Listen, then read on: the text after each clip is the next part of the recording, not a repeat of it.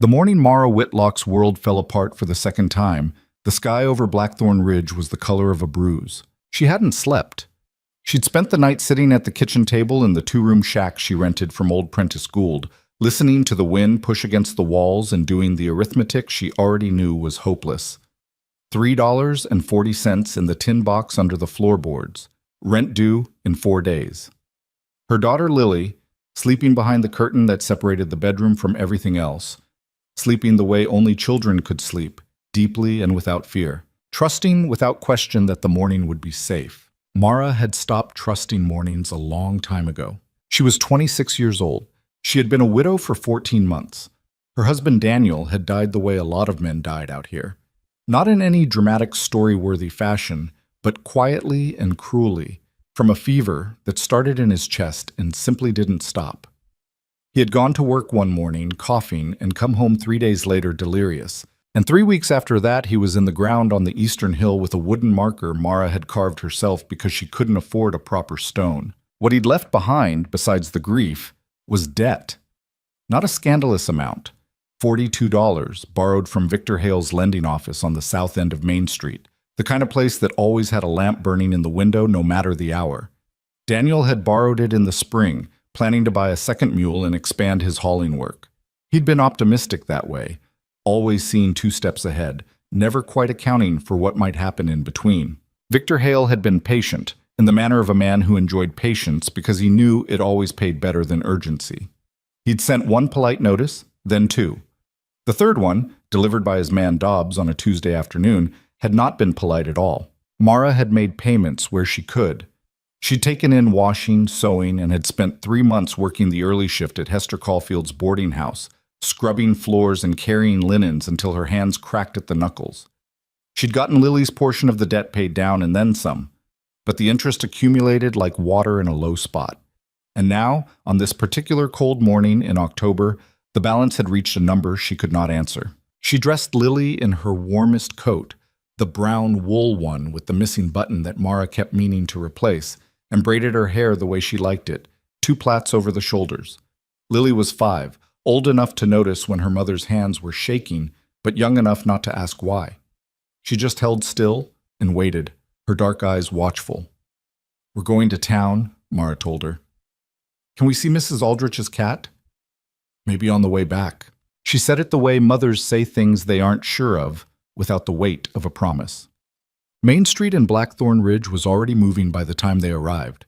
Wagons rolling in from the outlying farms, the blacksmith's hammer ringing from its shed 2 blocks down. A group of men gathered outside the feed store debating something with the particular intensity of men who had too little to do and too much to say. Mara kept her eyes forward, Lily's hand in hers. She'd been to Hale's office once before, 6 months ago, to make a payment and ask for an extension. The man himself hadn't been there, just Dobbs, who had the thin-lipped, watchful quality of someone accustomed to delivering bad news on behalf of others. He'd written the payment in the ledger without looking up at her, and told her that Mr. Hale was a patient man, but not an infinitely patient one. She had thought, at the time, that she had more time. She'd been wrong about that.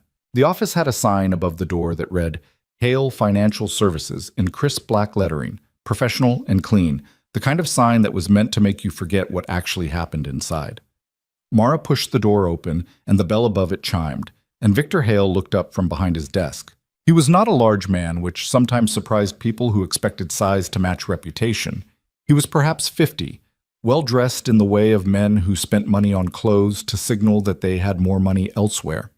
His hair was gray at the temples, his face smooth, his eyes the pale, unremarkable color of shallow water. What made him dangerous was not anything you could point to directly. It was more of a quality. The way a room went slightly colder when he was in it, the way conversation around him thinned out into careful, measured words. He looked at Mara and then at Lily and then back at Mara, and he folded his hands on the desk. "Mrs. Whitlock," he said, "I was wondering when you'd come." "I have some money," she said. She put the coins on the desk, not wanting to count them out in front of him. "I know it's not the full amount, but I'd like to ask for more time, another month. I can—" "How much is that?" He didn't reach for it. He just looked at it. $2.70. A pause that stretched. He picked up a pen and opened the ledger and ran his finger down a column of figures. Your balance is $31.14, he said. $2.70 leaves $28.44 outstanding, plus the interest that has accrued since the last payment. He closed the ledger. I'm afraid that's not satisfactory. I understand that. I'm asking for time. You've had time, Mrs. Whitlock, 14 months of it. He leaned back in his chair, not unkindly, which was somehow worse than if he had been openly cold. I have a business to run. I cannot simply absorb losses indefinitely out of sympathy for difficult circumstances. 1 month, she said. I'll have more work by winter. The Aldriches? I don't doubt your intentions, he said, cutting her off smoothly. I question your capacity. He paused and looked at Lily, who was standing close to Mara's side, staring at the framed certificate on the wall with the focused attention children sometimes gave to things that adults ignored. The child, he said. I believe she's around 5? Mara felt something cold move through her. What about her? The Dunmore family over in Crestfield have been looking for a household girl. Young, trainable, it's a legitimate placement. They're a good family, wealthy, respectable. The child would be fed, clothed, educated in practical matters. He said it the way someone might propose a sensible business arrangement, completely detached from the fact that he was talking about her daughter. In exchange for placing her with the Dunmores, I would consider the debt settled in full. For a moment, Mara didn't move or breathe. The office was very quiet except for the scratch of something. A mouse, probably, inside the wall. Get out, she said. He blinked. I beg your... You heard me. Her voice had gone somewhere she hadn't intended it to go, down into some place without trembling. She is my daughter. She is not a payment. If you ever say that again to me, in this office or anywhere else, I will... Mrs. Whitlock. His voice was still calm, which enraged her more than anger would have. You came to me. I'm offering you a solution. The debt is legitimate. It was signed by your husband and transferred to your name at his death. If you cannot or will not pay it, I have legal remedies available to me. He stood up. I'll give you the rest of the morning to think about it. She took Lily by the hand and walked out. Look, she stood on the boardwalk in front of Hale's office for a long moment, trying to get her breathing right. Lily looked up at her. Mama? I'm fine, Mara said, which was a lie so obvious that even a 5-year-old could probably see through it. Let's walk. She didn't have a plan. She wasn't sure a plan existed. She walked the length of Main Street trying to think of who she could ask, who had enough to spare, who wouldn't make her feel like a charity case while they turned her down, which was how most of them did it, with a kind word and empty hands. She tried the bank first. The man behind the counter, whose name she could never remember, explained with great gentleness and without meeting her eyes that they didn't extend credit to unattached women without collateral. She tried Pastor Henning's church, where the pastor himself told her the mission fund was currently committed to the new roof and suggested she try back in the spring. She stood outside the general store and considered asking Tom Birch, who had been decent to Daniel, but Tom had 5 children of his own and a wife who managed the money with the tightness of someone who'd gone without, and Mara couldn't make herself walk through that door. By mid-morning, she was back near Hale's office, and Dobbs was outside it, leaning against the post, watching her with the unhurried attention of someone being paid to wait. Mr. Hale would like a word, Dobbs said. I have nothing to say to him. He has things to say to you. He stepped aside from the door and held it open, and there was nothing technically threatening about the gesture, but there was also no question of what it meant. She went in, because the street was full of people, and she didn't know what else to do. This time there were 2 other men in the office she hadn't seen before. They stood near the back wall with the particular stillness of men who had been told to stand there and not move. Victor Hale was at his desk again. He had papers in front of him now, official-looking documents that he turned toward her as she sat down. I've had my patients rewarded poorly today, he said, so I've decided to move forward. This is a writ from Judge Calloway's office. He touched the top paper. It authorizes me to secure payment through whatever means are legally available. In the absence of property or sufficient funds, that includes labor indenture. He paused and let that land.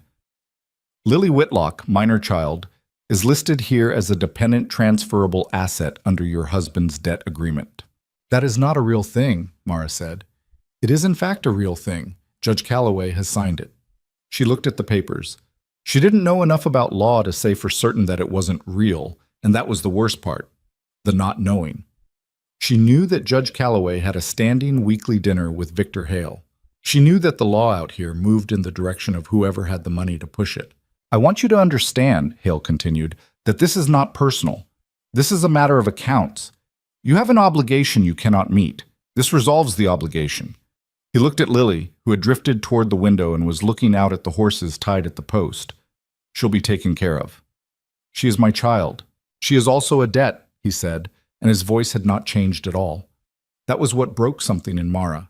Not cruelty, but the flatness of it. As though Lily were a chair or a wagon wheel, a thing that had value and could be assigned. She stood up. Her knees weren't steady. I am not agreeing to this. You don't need to agree, he said. Dobbs. The man from outside came in through the door, and Mara moved in front of Lily without thinking, without deciding to. Just moved, the way the body does when something it recognizes as wrong is happening too fast for the mind to catch up. Don't, she said, and Dobbs stopped. Not because of her, she didn't think, but because Hale held up one hand. Outside, Hale said. Mrs. Whitlock, this will be conducted in public, with witnesses. I want no accusations of impropriety afterward. She didn't know how she ended up on the street. She remembered moving, remembered Lily pressed against her side, remembered the door opening and the air hitting her face, cold and too bright. And then she was in the middle of Main Street, and Dobbs was to her right. And Victor Hale was on the boardwalk behind his man, and people had stopped. At the feed store, the general store, the barber shop, stopped and were watching in that way of crowds who sense that something is happening that they are not sure they want to see. Mrs. Whitlock, Hale said from the boardwalk, loud enough to carry, composed as a man giving a speech.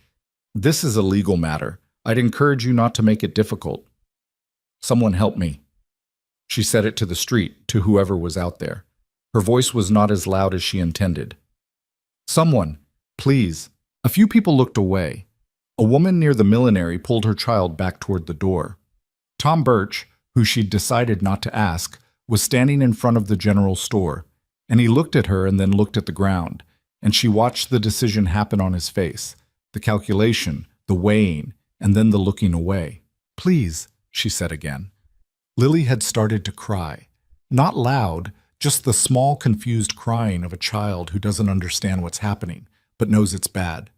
Mara's legs gave out. She didn't mean to go down, but she did, both knees in the dust, and she held on to Lily with both arms, and the street blurred in front of her. She heard Dobbs take a step forward, and then a voice said, "Stop." It wasn't a loud voice. That was the first thing she noticed about it. It didn't need to be.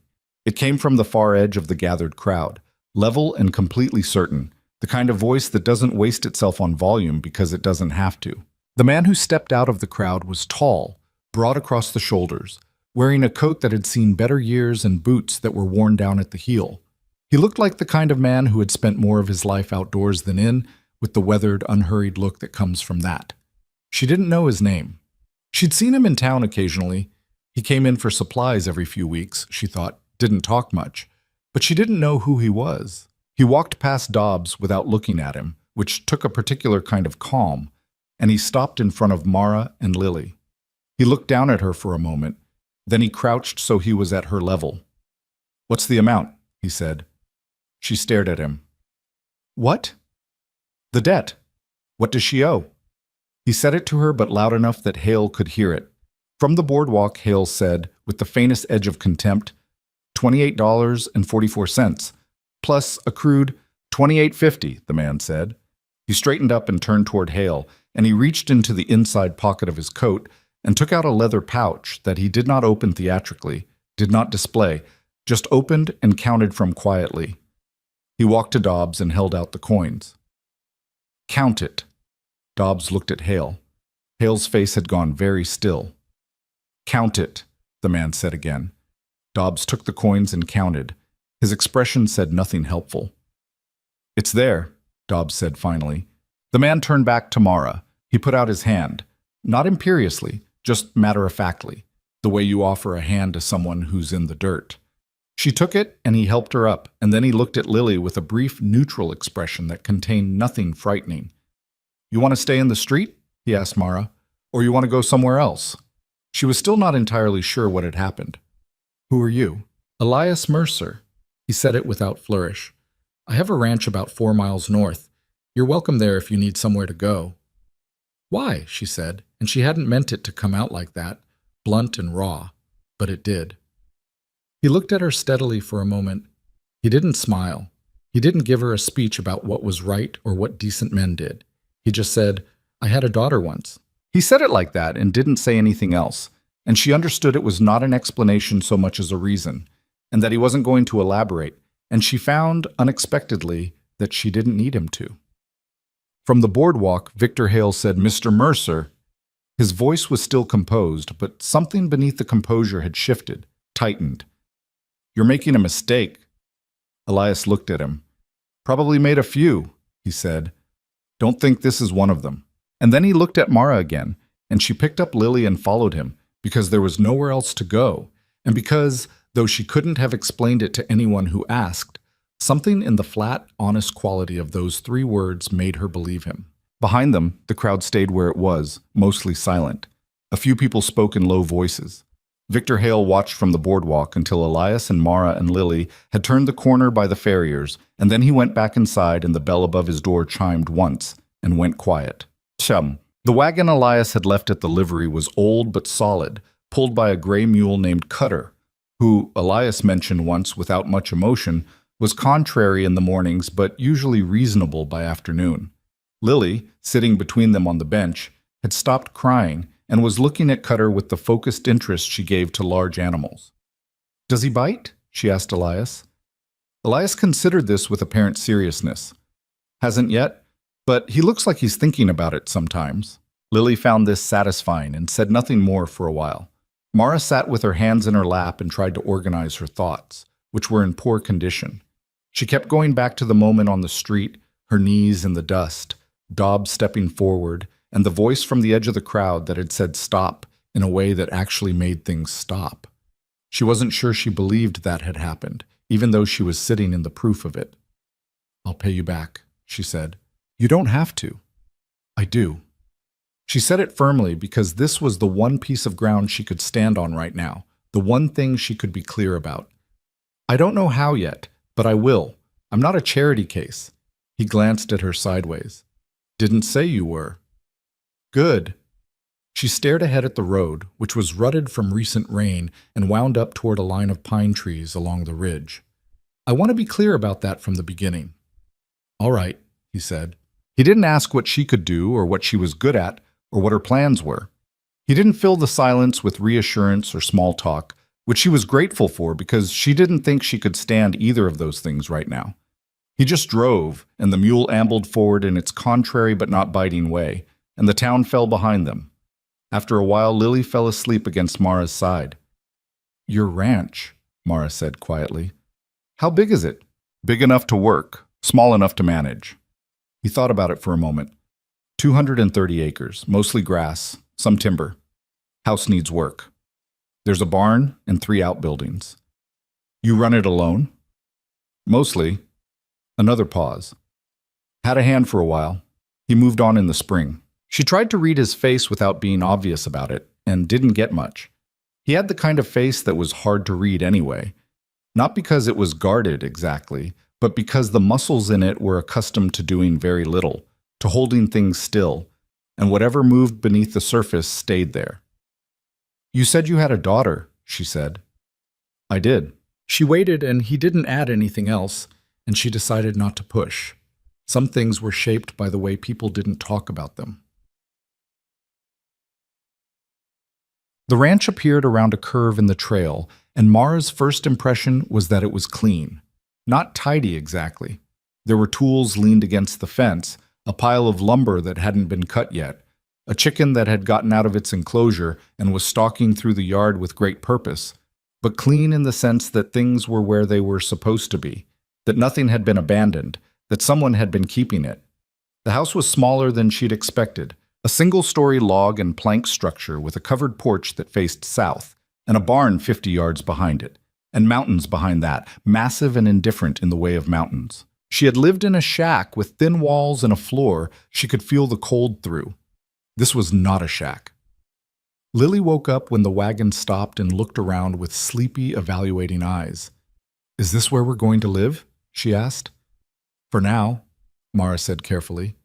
Lily looked at the escaped chicken, which had stopped its patrol to regard them with the stern authority of a small animal that believes it owns whatever it's standing on. "I like it," Lily said. Elias climbed down from the wagon and went to see about Cutter without commentary. Mara got Lily down and stood in the yard and looked at the house, and for the first time since the morning she felt something shift.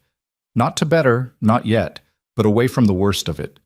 She told herself it was just relief. She told herself it didn't mean anything beyond that. The inside of the house was what she expected from a man living alone. Functional, spare, not dirty, but not tended to in any of the small ways that a house picked up when women moved through it regularly. The curtains had faded to something unspecific. There was a wood stove that looked well used, and a table with 2 chairs and a third chair that had been pushed against the wall as though no longer needed. A shelf with a handful of books, a candle in a holder, a coat hanging by the door. Not much else. He showed her the second room off the back, smaller, with a narrow bed and a window that looked out at the barn.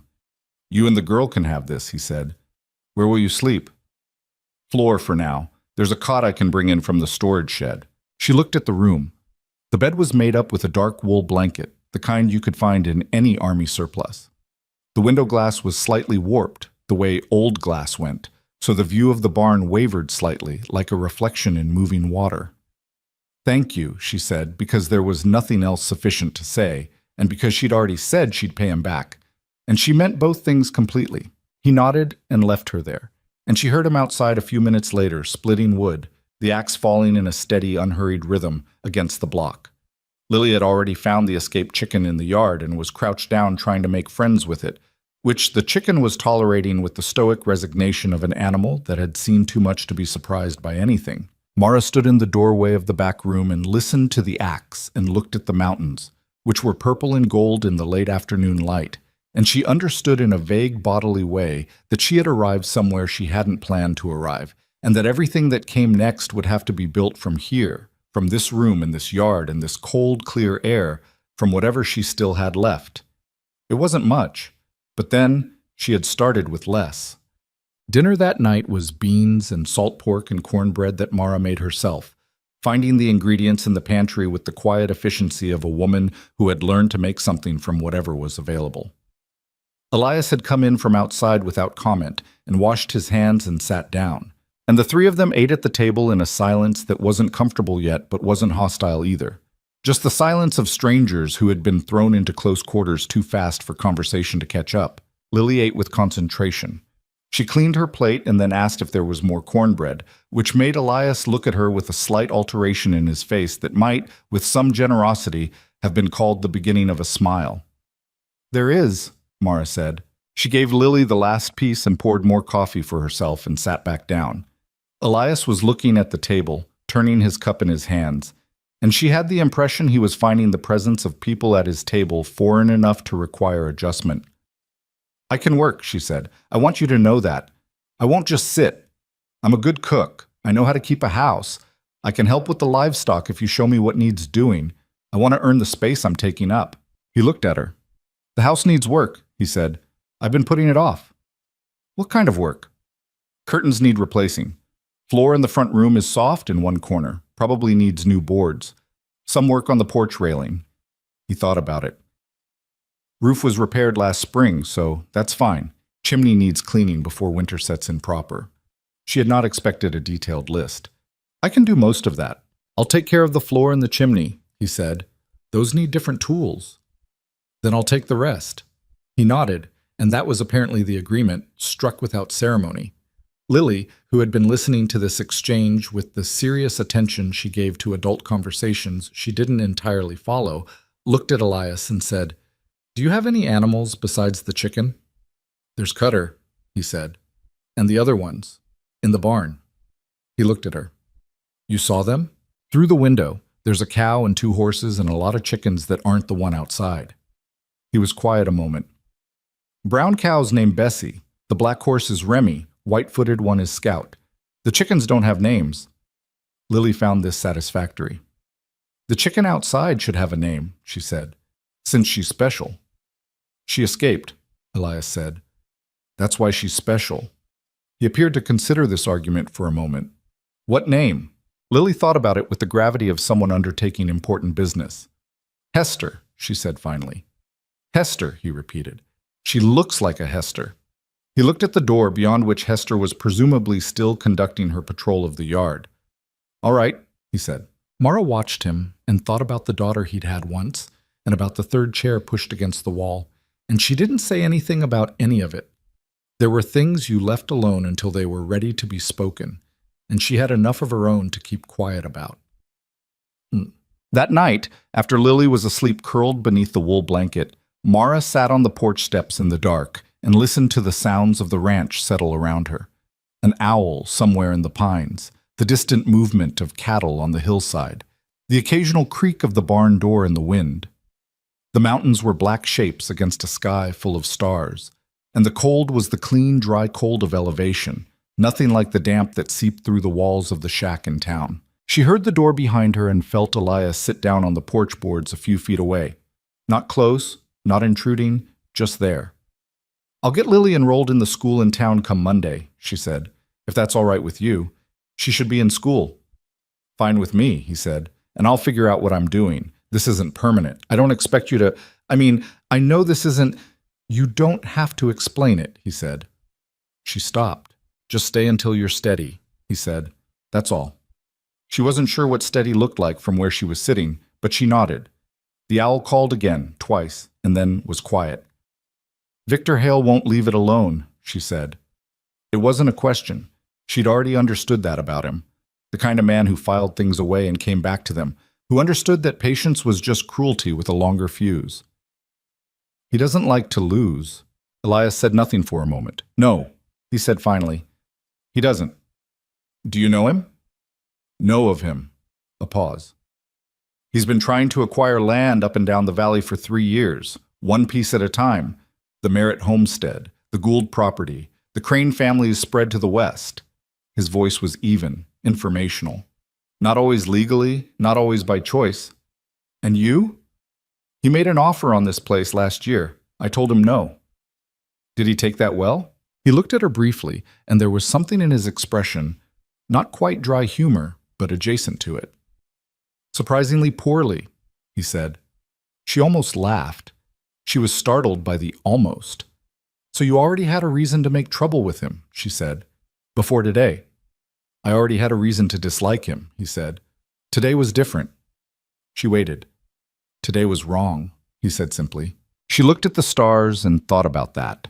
The kind of man who called something wrong and then did something about it, without a speech, without looking for credit, without needing anyone to understand why. She hadn't met many of those. I'm going to find a way to pay you back, she said again. You said that. I mean it. I know you do. He stood up, brushing dust from his coat. Get some sleep. It's cold tonight. He went back inside and she sat a while longer in the dark. And the stars were everywhere, the kind of everywhere that you only really saw when there were no lamplit streets between you and the sky. She thought, I have nothing left.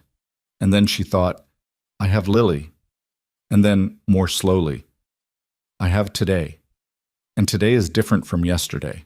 She went inside and lay down beside her daughter, and the cold pressed close outside, and somewhere in the pines the owl made its sound again, hunting in the dark. The first week at Elias Mercer's ranch was the hardest, and not for the reasons Mara had expected.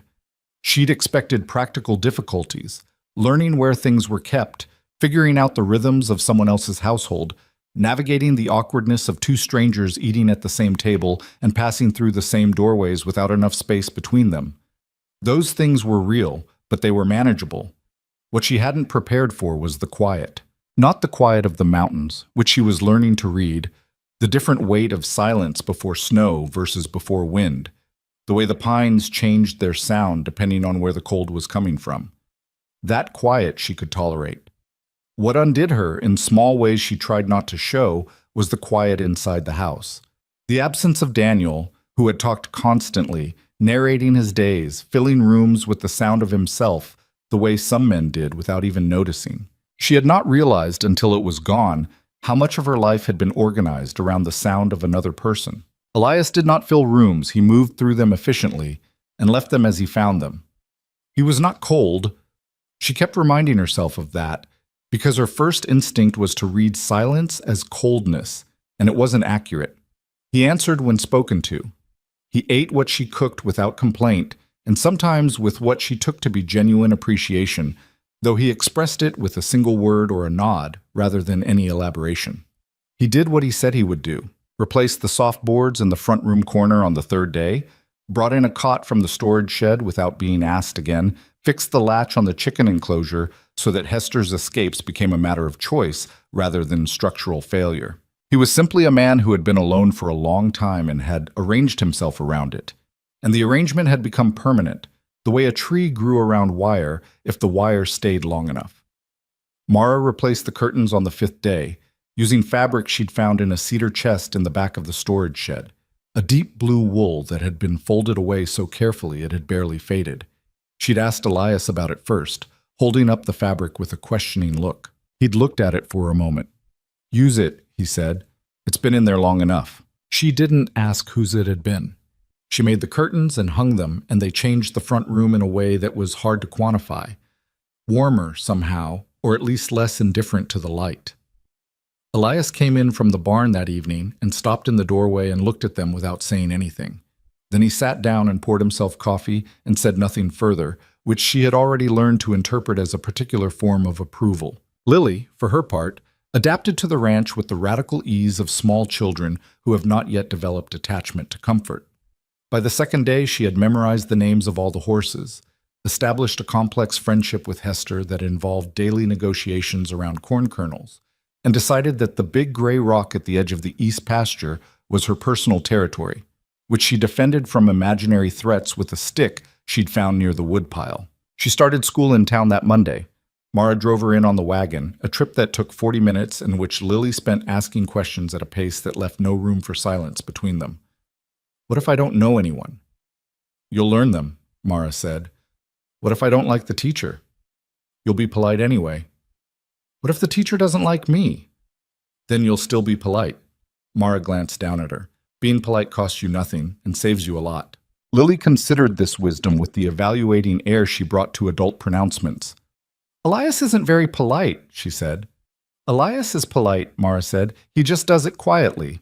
Lily seemed uncertain about this distinction, but filed it away. The schoolhouse was a single room at the north end of town, tended by a woman named Miss Varney, who had the capable, no-nonsense quality of someone who had managed 30 children in one room for long enough that nothing surprised her. She accepted Lily with a brisk nod and showed her to a desk without ceremony, and Lily sat down and looked around at the other children with the cautious, measuring expression of someone entering unfamiliar territory and trying to determine the rules. On the way back, alone in the wagon, Mara drove past Hale's office and did not look at it, which was harder than not looking at it. Should have been. She found out about Elias's past in pieces, the way you found out things about people who didn't offer them directly, through gaps in conversation, through objects that told stories their owner didn't, through the particular way grief left marks on a person's habits. The third chair at the table, she'd noticed it on the first night and not mentioned it. It was smaller than the other two, clearly built for a child, and it had been pushed against the wall facing away from the table as though the sight of it was easier to manage at an angle. She moved around it carefully for 2 weeks before Lily, who had no such instinct, simply dragged it to the table one evening because she found the other chairs too tall. Elias watched this happen without expression. Then he stood up and went outside, and he was gone for about 15 minutes, and when he came back, he sat down, and the dinner conversation, such as it was, continued as though nothing had happened. But the chair stayed at the table after that. There was a photograph on the shelf in the front room, behind the books, and she didn't notice it until the second week when she was dusting and moved the books to clean beneath them. It was a small image in a tarnished frame, a woman with dark hair and serious eyes, and a girl of perhaps 3 or 4 sitting on the woman's lap with the wary expression children sometimes got around cameras, as if uncertain about the machine that was looking at them. She put it back exactly where it had been and didn't move the books in front of it again. She asked Tom Birch about it in town when she'd brought Lily in for her second week of school and stopped at the general store for supplies. She hadn't planned to ask, but Tom was there and the store was quiet, and she found herself saying, "Elias Mercer, his family." Tom had the grace to look slightly uncomfortable, which she respected. "His wife and daughter," he said. "Fever came through about 4 years ago. Bad season, a lot of people lost, but he lost both of them inside the same week." He shook his head. "He sold off half his stock after. Took on a hand for a while, but the man left come spring. He's been up there mostly alone since." "He didn't leave?" she said. "After.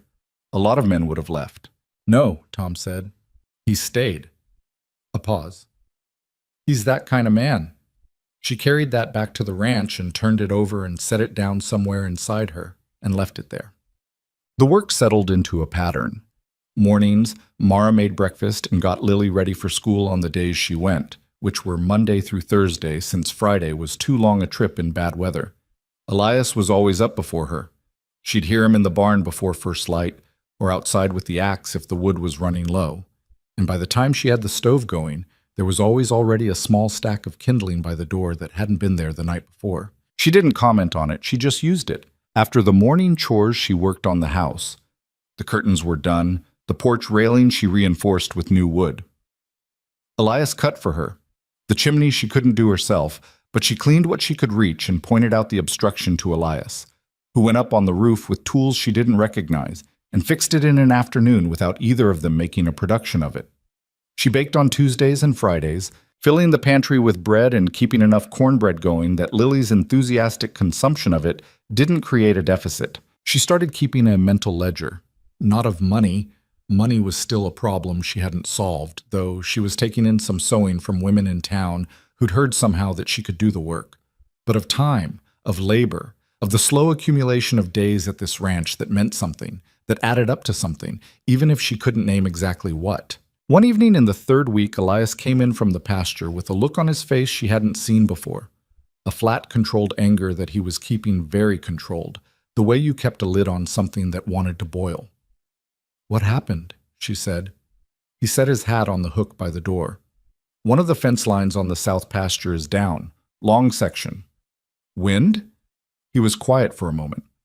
"It was cut," he said. She put down the dish she was drying. "Cut. Wire fence. Cut clean, 3 sections. Post pulled." He moved to the table and sat. "The cattle got into Ransom Creek. Took me 2 hours to get them back up." "Could it have been?" "No," he said simply. She understood that he wasn't uncertain about it. She thought about Victor Hale and the way he'd watched from the boardwalk as they'd walked away, the quality of stillness in his face that wasn't acceptance. "Are you sure it was—" she started. "I'm sure," he said. "Not the first time either. 2 weeks ago, a gate was left open on the north side. I thought it might have been an accident." He looked at the table. It wasn't. She sat down across from him. "What are you going to do?" "Fix the fence," he said. "Watch the rest." "That's all?" He met her eyes. There was something in his expression that was not quite defeat and not quite anger. Something more complicated than either, the look of a man who had thought through his options and found all of them imperfect. "Hale hasn't done anything I can prove," he said. "Not yet. Nobody's going to move against him on my word alone. That's just how it is." She wanted to argue with that, and then didn't, because she knew he was right. She'd seen how Blackthorn Ridge worked, who it protected and who it left in the dust. Victor Hale had Judge Calloway at his dinner table. He had money enough to make accusations into trouble for the person making them. You couldn't just walk into the marshal's office and say a powerful man was cutting your fences and expect anything useful to come of it. "I should go," she said, not for the first time. "I should find somewhere else. Hale is doing this because of me." Elias looked at her. "He was doing it before you," he said. "Worse now." "Maybe." He was quiet for a moment. "I told you he made an offer on this land. That's what this is really about. You gave him a reason to move faster, that's all. He would have gotten here eventually." She didn't know if she believed that entirely, but she believed he believed it, and she believed he'd thought about it clearly before saying it, which counted for something. "You should still know," she said. That it's worse because of me. I know, he said. I'm not asking you to leave. They looked at each other across the table, and neither of them said anything further. And after a moment, Lily's voice came from the back room, asking if there was any cornbread left from supper. And the moment closed, and they moved on into the ordinary work of the evening. She started noticing other things.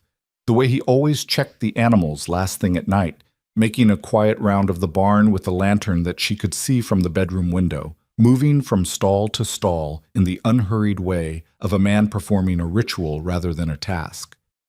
The way he kept a particular distance from Lily at first, not unfriendly, just careful, as though he were aware of his own size and didn't want to be imposing, and how that distance shortened without ceremony over the first 2 weeks, until Lily was simply part of the yard and the barn and the dinner table the way the chickens were, a fact of the place that required no explanation. Lily, for her part, had decided to make a project of Elias without informing him of this decision. She reported her findings at dinner in the way children reported things, without regard for whether the subject of the report was present. Elias knows every cow by name, she announced one evening. He has names for all of them, even the ones that are mean. I thought the chickens didn't have names, Mara said. The chickens don't have names except Hester, Lily confirmed. But the cows do.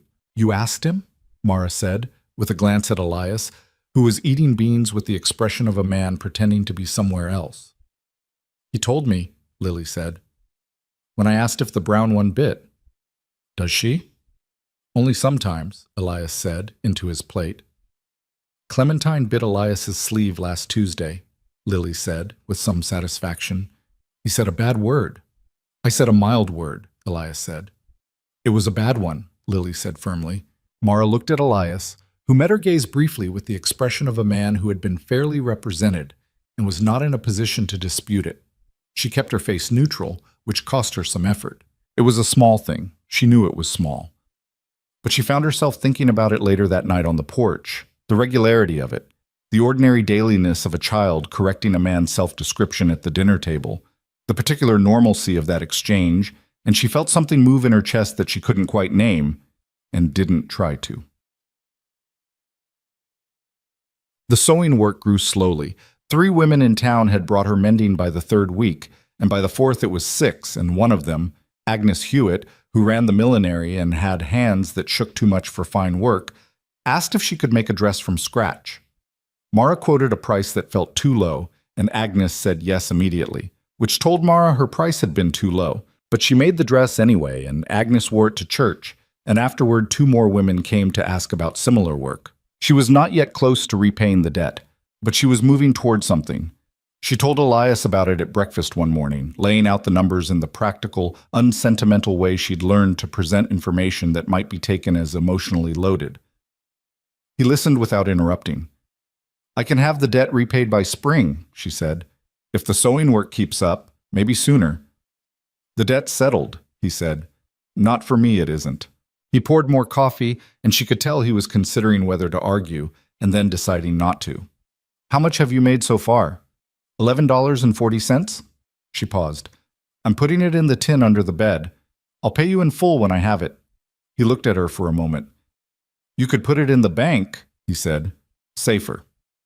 Bank doesn't extend credit to unattached women without collateral, she said flatly. A pause. Right, he said. She picked up her coffee cup. I know. He didn't say anything sympathetic about it, which she appreciated. The sympathy she got from other people about the particular way the world was arranged against her always had a slight quality of theater to it. The sympathy of people who would not actually do anything about the arrangement. Elias simply acknowledged it as a true thing and moved on, the way he acknowledged that the fence had been cut, and the next step was to fix it, not to stand around feeling about it. She found that useful. She found increasingly that she found many things about him useful. Not useful in a calculating way, but in the way of a key fitting into a lock you'd been working at with the wrong tools. The trouble escalated at the end of October in a way that could not be attributed to accident. It was Mara who noticed it first, coming back from town on a Friday afternoon with Lily asleep against her shoulder in the wagon. She turned up the trail toward the ranch and saw the smoke before she saw anything else. Not a catastrophic column of it, just a thin gray thread rising from somewhere near the north pasture. The wrong color, and the wrong location for a brush fire started by something natural. She pushed Cutter faster than she usually would have, which he tolerated with his characteristic mixture of resentment and compliance. And by the time she reached the ranch yard, she could see Elias already at the north fence, beating at something on the ground with a wet sack. The fire was small, or it had been small. She could see the burn scar on the grass already, 10 feet across and still smoldering at the edges. But the dry autumn grass had not yet reached its full danger, which was the only thing that had stopped it from becoming something unfixable. She got Lily into the house and came back out with the water buckets from the kitchen, filling them at the trough and carrying them in 2 trips, and between the water and the sack they put it down completely by the time the light was going. Afterward they stood at the edge of the burn scar and looked at it, and Elias looked at the fence post where the fire had started, and she looked at it too, and neither of them said what they were both thinking for a long moment. "Someone said it," she said. "Yes. When?" "Must have been this afternoon. I was in the south pasture, got back and smelled it." She looked at the trail leading down toward town, empty now in the gray late light. "We didn't pass anyone on the way up." "They could have gone the other way." He crouched near the post, looking at something she couldn't see. "There's boot prints here, more than one set." He stood up. "Dobbs has been in town this week. A couple of other men with him I don't recognize." "Hale's men." "Presumably." She wanted to say something sharp and direct about what ought to happen now, about walking into the marshal's office, about the law, about the fact that someone had just tried to burn his pasture, and it was not acceptable, and there must be something that could be done. But she'd already thought through where that path led, and so had he, and the thought made her tired in a way that sat in her bones. "How much land does Hale already own?" she said. "In the valley." Elias was quiet for a moment. "The Merritt place, the Gould property, though Prentice Gould is still living there. I think Hale has some kind of arrangement with him. The cranes spread to the west, and there's talk he's made offers to the Nolans and the Hendersons." "And they haven't sold?" "Not yet." He looked at the mountains, dark shapes against the cooling sky. "The Nolans have been here 20 years. Henderson built his own house with his hands. Men like that don't sell easy." "Unless they get scared enough," she said. He said nothing, which was as good as agreement. She looked at the burn scar black against the yellow grass, 10 feet across and about 6 feet deep. A careful fire, she thought. Not meant to take the whole pasture, not yet. Meant to make a point. Meant to be found and understood. "He's making you afraid," she said. "I know what he's doing." "Is it working?" He looked at her directly for a moment, and there was something in his face that was harder to read than usual. Not anger exactly, something below anger, something that had been compressed down over years into a substance that did not yield easily. "No," he said. She believed him, and she wasn't sure whether that made her feel safer or less safe, because a man who couldn't be frightened was useful right up until the point where the thing trying to frighten him stopped caring about subtlety and started caring about results. She wrote a letter to the county recorder's office in Clarkson, the county seat, that weekend. She didn't tell Elias she was doing it. She sat at the kitchen table on Sunday morning while Elias was in the barn and Lily was on a rock in the east pasture, and she wrote in the careful, deliberate hand of someone who hadn't written many formal letters, but understood what they needed to contain. She asked about Victor Hale's land acquisitions, specifically whether all of them were recorded correctly, whether the transfer documents were in proper order, whether any complaints had been registered regarding the manner of acquisition. She was not a lawyer. She knew she was not a lawyer. But she had grown up in a household where her father read every contract twice and told her that the only thing more dangerous than ignorance of the law was a false confidence about what the law would do on your behalf, and that sometimes the record itself, examined carefully, told you things that individual actors would prefer remained hidden. She folded the letter and put it in her coat pocket and mailed it on Monday when she took Lily to school. She didn't mention it to Elias. She wasn't sure why. Partly because she didn't want to raise something that might lead nowhere. Partly because she had the impression he was a man who preferred action to investigation, who would rather fix a fence than write letters about it. And she respected that without sharing it entirely. They were different in that way. She thought through from the outside in, he thought through from the ground up, and she suspected they were both right in ways the other wasn't. It was the kind of thing she noticed more often now. The places where they differed and the places where they fit, without friction or fanfare. He knew things she didn't, about the land, about livestock, about the physical language of the territory. She knew things he didn't, about people, about money, about the paper architecture that propped up or destroyed the physical world he understood so well. She found herself thinking about this more than was probably useful. Porque Lily got sick in the first week of November, not seriously. A chest cold that settled in with the stubbornness of illnesses that know they have nowhere pressing to be. But it kept her home from school for 4 days, and it changed the rhythm of the house in ways that revealed things. Mara stayed close to the back room, sitting on the edge of the bed and reading to Lily from one of the books on the shelf, a collection of frontier stories that was the only children-adjacent thing in Elias's limited library. And Lily lay with her blanket up to her chin and listened with the concentrated, slightly feverish attention of a sick child who has been given permission to rest. On the second evening, Elias appeared in the doorway of the back room. He had a cup in his hand. "It's just broth," he said. "Beef, from the stock I made yesterday." He held it out with the air of a man who had made the decision to do this and was now committed regardless of how it was received. Lily looked at the cup and then at him. "Did you make it?" she asked. "Yes." "By yourself?" "By myself." Lily considered this. "Does it taste all right?" "I don't know," he said. "I haven't tasted it." "Why not?" "It's for you." Lily received this information and then reached out and took the cup and sipped from it with the deliberate seriousness of an official taste tester and then said, "It's good, a little salty." "I'll remember that," he said. He looked at Mara briefly, then back at Lily. "Get some sleep," he said. "Cutter's been asking about you." Lily smiled at this without quite believing it, in the way children smiled at things adults said that were too obviously kind to be entirely true. But the smile was real enough, and Elias nodded once and went back to the front room, and Mara heard the door to the outside open and close. She sat with Lily until she slept, which didn't take long, and then she sat a while longer in the quiet, listening to her daughter breathe.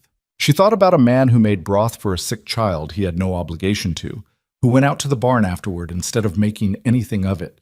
She thought about the photograph on the shelf, the dark-haired woman and the 3-year-old with the cautious eyes, and the 4 years of silence this house had held.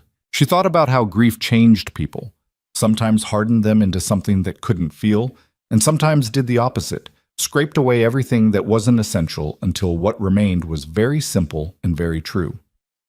She wasn't sure yet which kind of change had happened in Elias Mercer. She thought some nights that she was beginning to understand. She was careful with that thought. She put it away in the same careful manner she'd put away the blue curtain fabric, folded and set aside, not examined too closely, because the examining was what made things complicated, and complicated was a luxury she wasn't sure she'd earned yet. The letter back from the county recorder's office arrived in the second week of November, addressed to her at the school, where she'd put as her mailing address. She read it in the wagon on the way home, with Lily beside her recounting a dispute about a spelling contest, with a ferocity that suggested the wound was fresh. The letter was 3 pages, official and dry. But beneath the dry language were facts, and the facts were interesting. 2 of Hale's recorded acquisitions in the valley showed irregularities, dates that didn't match the acknowledged transfer agreements, a signature on the Gould property that the recorder's office had questioned at the time of filing and accepted because the judge had countersigned. One piece of land, the Crane Spread, had been acquired through a debt settlement proceeding that the recorder noted had been filed through Judge Calloway's court in Blackthorn Ridge rather than the county court in Clarkson, which was irregular for a proceeding of that value. She folded the letter and put it in her coat pocket and thought about it for the rest of the drive home. While Lily's account of the spelling contest came to its conclusion, she had been wronged, the teacher had been slightly wrong to side with her opponent, and justice remained elusive, but she was not giving up on it. That night, after Lily was in bed, she put the letter on the kitchen table and pushed it toward Elias. He read it. He read it twice, which she noticed. Then he set it down and was quiet for a long moment. "This doesn't prove anything by itself," he said. "No," she agreed, "but it's a thread, and if someone pulled it from the right direction—" She stopped. "A lawyer in Clarkson. Not Calloway? Not anyone connected to Calloway. Someone outside the territory." He looked at the letter again. "You wrote to the recorder's office without telling me. I didn't know if it would lead anywhere. He didn't look upset exactly, more like a man recalibrating something. You've been thinking about this for a while, he said. Since the fence, she said. Since the fire. He was quiet. I was going to fix the fence and wait, he said, not apologetically, just honestly. See what he did next. I know. She looked at him across the table. I thought we might also find out what we could use against him, before he does something we can't recover from. He looked at her for a long moment. The lantern between them made the shadows move slightly, and in the moving light she could see the thought working behind his eyes. Not resistance exactly, more like the particular adjustment of a man who had been operating alone for so long that the presence of someone thinking alongside him required recalibration. The Nolans, he said finally. Henderson. They have their own grievances with Hale, their own stories. Yes, she said. If there's real evidence, he said slowly, a legal thread as you say, they'd want to know. They'd want to be part of pulling it, she said. He looked at the letter again. Then he looked at her. And she saw something in his face that she hadn't seen there before. Not warmth exactly, because he was not a warm-faced man, but something open, something that hadn't been there the first week or the second, something that had taken all this time and all this quiet work to arrive at. You're smart, he said. He said it the way he said most things, plainly, without decoration. As a fact he was noting, she felt her face do something she hadn't entirely intended. I'm practical, she said. Same thing, usually. She picked up her coffee cup and looked at the letter, and outside the wind had come up and was pressing against the new curtains in the front room, and the fire in the stove was doing what fire did. And somewhere in the dark of the barn the animals were quiet and settled. And the house, which had not been tended to in a long time, held them in its imperfect, hard-worked shelter. It was not a safe situation. She understood that clearly. Victor Hale was not finished. The fire had been a warning, and warnings preceded other things. And she had a daughter to think about, and a debt still only half repaid, and a life that remained, in most of its practical dimensions, deeply uncertain. But something had changed since the morning on the dusty street, the knees in the dirt, the voice from the edge of the crowd that had said, stop. Something had been building, slow and unannounced, the way structures built to last were always built. Not with dramatic speed, but with the steady placement of one solid thing on top of another. She wasn't ready to name it. She didn't think he was either. But it was there, as real as the burn scar in the north pasture and the letter on the table between them. And you could no more ignore it than you could ignore the mountains that looked down on the ranch every morning, patient and enormous and entirely unconcerned with whether anyone was ready for them. The letter from the county recorder's office stayed on the kitchen table for 2 days before Elias folded it and put it in the inside pocket of his coat, which was where he kept things he needed to think about. Mara noticed but didn't comment. She had learned by now that his thinking was not something you could hurry, that it moved like water through rock. Slowly, without announcement, finding the path that was actually there rather than the one that looked easiest from the surface. She was finding out, in the same gradual way, that she trusted that about him. She had sent a second letter to a lawyer in Clarkson whose name she'd gotten from Agnes Hewitt, a man named Everett Crane, no relation to the family Hale had swallowed up, who Agnes said had handled a disputed land transfer for her cousin 2 years ago and been both honest and effective about it. She'd described the situation in plain terms without embellishment, listed the irregularities the recorder's office had flagged, and asked what, if anything, could be done with them. She hadn't told Elias about this second letter either, not because she was keeping things from him deliberately, but because she'd learned that presenting him with a plan was more useful than presenting him with an intention. The lawyer hadn't written back yet. She checked at the school when she brought Lily every Monday, and every Monday the answer was the same. The week after Lily's cold cleared up, Elias drove to the Nolan property on the north side of the valley. He didn't invite Mara, which she understood. This was a conversation between men who knew each other's land and history, and her presence would have complicated something that needed to be simple. He came back in the late afternoon with a look on his face that was not quite satisfaction, but was in that direction. Walt Nolan has had 2 incidents this fall, he said, hanging his coat by the door. Gate left open. A hired hand who quit unexpectedly. Man named Koss who'd been with them 6 years. Walt thinks Hale's men got to him, offered him something to walk away. And Henderson? He'd stopped at the Henderson place on the way back, he said. Frank Henderson had gotten a written offer from Hale's office 3 weeks ago, a reasonable dollar amount on its face, but Frank had shown it to a friend in Clarkson who said the market value of the land was nearly twice what was offered. He turned it down? Mara said. He did. Got a visit from Dobbs the following week. Dobbs was polite about it, he said. Just wanted to clarify that the offer might not remain on the table indefinitely, given how the territory was developing. A threat, she said.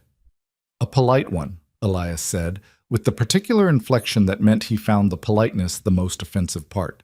She put dinner on this table and Lily materialized from the back room with the instinct children had for meals, and they ate, and the letter in Elias's coat pocket sat between them as surely as if it were on the table again. After Lily went to bed, Elias said, Walt Nolan wants to know about the recorder's office information. He should know, she said. That was the point. I told him enough, he said. He wants to meet. Talk it through. With who? Walt Henderson? Maybe the Birch family if Tom will come. A few others. He was quiet a moment. People who have reason to worry. When? 2 weeks, maybe 3. Time to get the word out quietly. He looked at the table. It needs to be quiet. If Hale knows we're organizing before we have anything solid enough to use, he'll move faster, she said. Yes.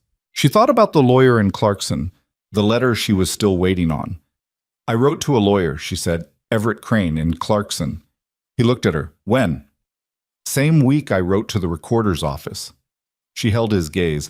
I was going to tell you when he wrote back. He was quiet long enough that she started to prepare something to say in defense of the decision, and then he said, Crane, Agnes Hewitt's cousin, used him. Yes, he nodded. Not agreement exactly. More like the closing of a question. Let me know when he writes back, he said. I will, she said. Well, November deepened into cold. The mornings turned hard frosted, the kind that put a skin of ice on the water trough that had to be broken each day before the stock could drink, and the mountains acquired their permanent winter snow above the tree line, white and indifferent and very close looking in the clear air. The ranch had its rhythms now that included her without requiring the rhythms to be renegotiated each day. She had stopped feeling like a guest somewhere around the 4th week, stopped the small, constant recalibration of a person in a space that doesn't quite belong to them. The house had her marks on it now. The curtains, the repaired railing, the particular organization of the pantry that she'd adjusted because the previous arrangement made no practical sense. Elias had not commented on any of these changes, which she took for acceptance. Lily had claimed the ranch with the absolute confidence of a 5-year-old. Hester the chicken had accepted her sovereignty and followed her through the yard with the resigned loyalty of a subject who had made peace with her ruler. The third chair was back at the table, pulled in each morning and pushed out each night by a child who had no sense of its history and therefore no hesitation around it. And Mara had watched Elias watch this happen, more than once, with an expression that was not quite readable but was not nothing. One morning in mid-November, Mara came out of the back room early and found Elias at the kitchen table with the photograph from the shelf. He was just holding it, not looking at it with dramatic intensity, just holding it the way you held something familiar. He heard her and set it down on the table and looked at her without particular self-consciousness. Her name was Ruth, he said. Not explained, not prefaced, just offered, the way a fact was offered when it had been waiting to be said. She sat down across from him. And your daughter? Clara.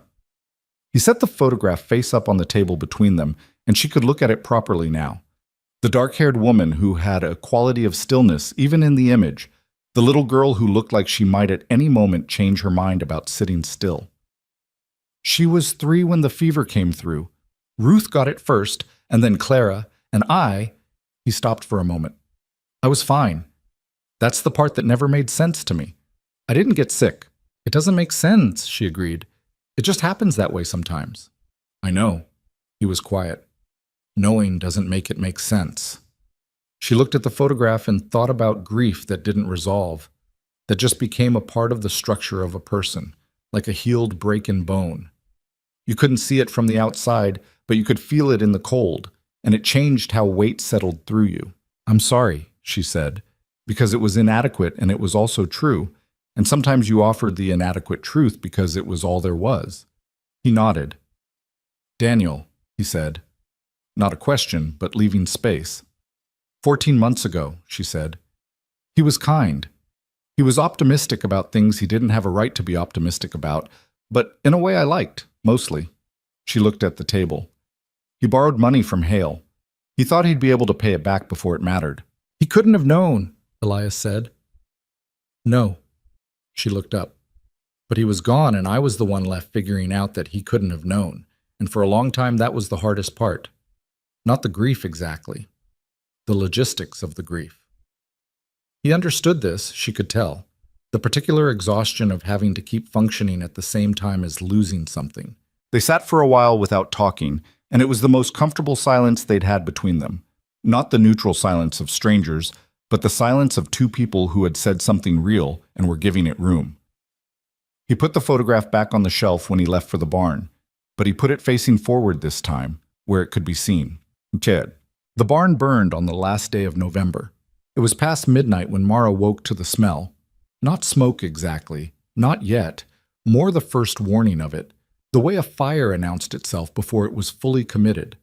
She was up and at the window before she was entirely awake, and she saw it through the warped glass, the orange glow at the base of the barn wall, low and hungry and moving fast in the wind that had come up earlier that evening. She pulled on her boots and coat over her nightclothes and went to Elias's cot in the front room and shook him once, hard. Barn, she said.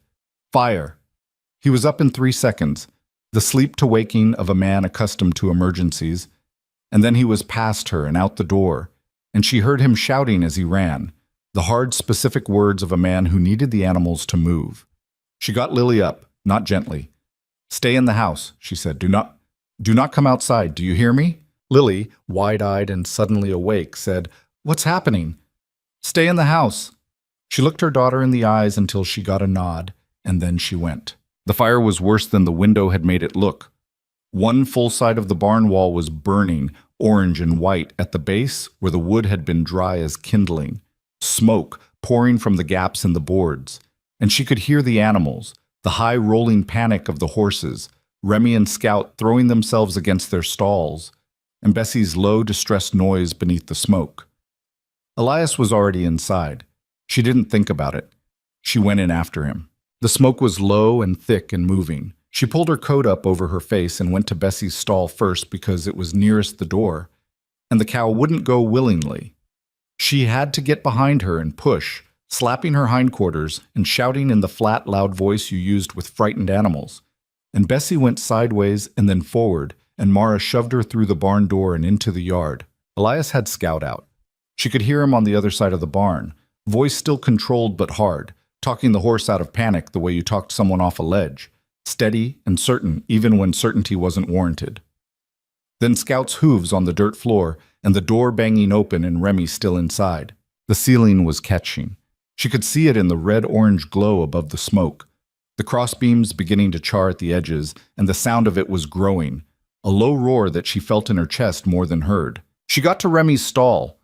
The horse was pressed against the far wall, trembling in the entire body way of an animal that has gone past movement into pure fear.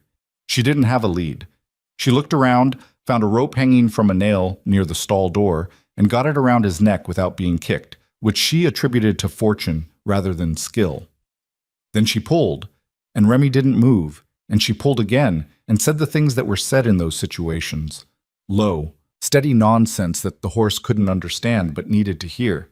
And he took one step, then another, and then the crossbeam above them shifted with a sound like a gunshot, and Remy lunged and she had to run with him or be dragged, and they came out of the barn door together in a rush of heat and smoke and cold night air, and she went down on one knee in the dirt but held the rope. Elias was there. He took Remy from her, got a hand on the horse's neck, and walked him in a wide circle the way you did with frightened horses until the movement brought them back. She stayed on her knee for a moment, coughing, her eyes streaming. The barn was fully burning now. There was no saving it. She got up and moved away from the heat and found Elias standing with Remy at the fence line, watching it go. His face was lit by the fire. He had a burn on his forearm.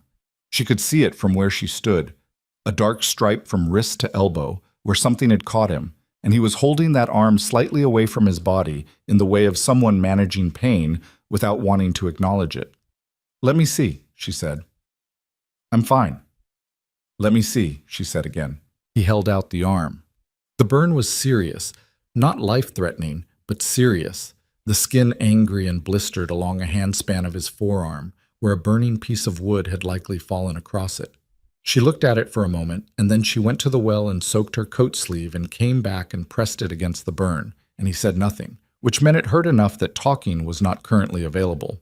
They stood like that, the barn coming down in orange and black behind them, the horses loose in the yard and the cow somewhere in the darkness, and Hester, improbably, perched on the fence post watching the whole thing with the detached composure of a chicken that had decided this was simply what nights were like now.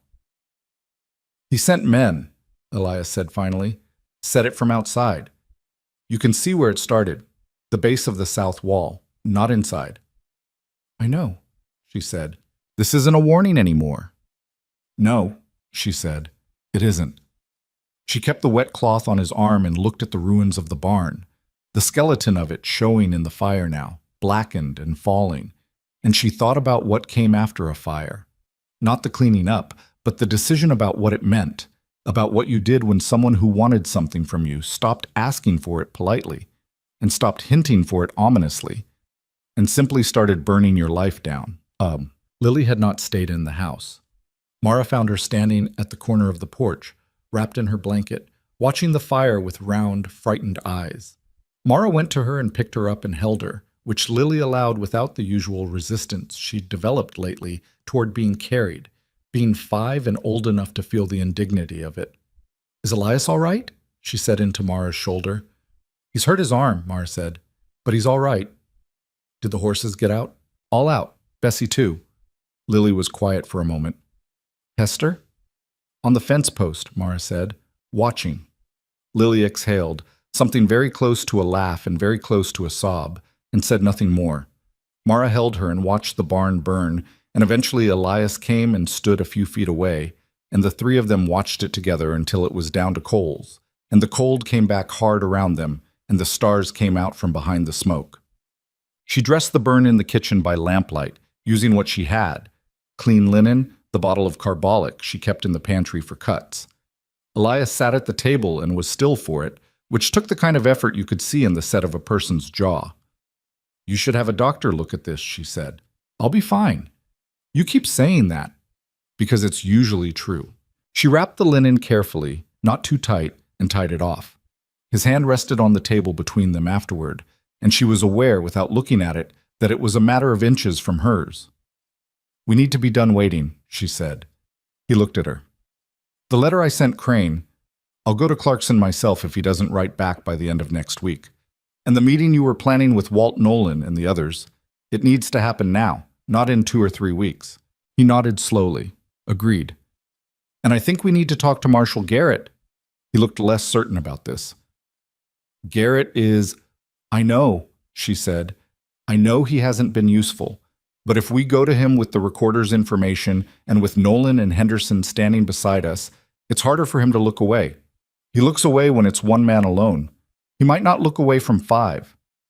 "Or he might," Elias said. "Or he might," she agreed. "But we're past the point of not trying things because they might not work."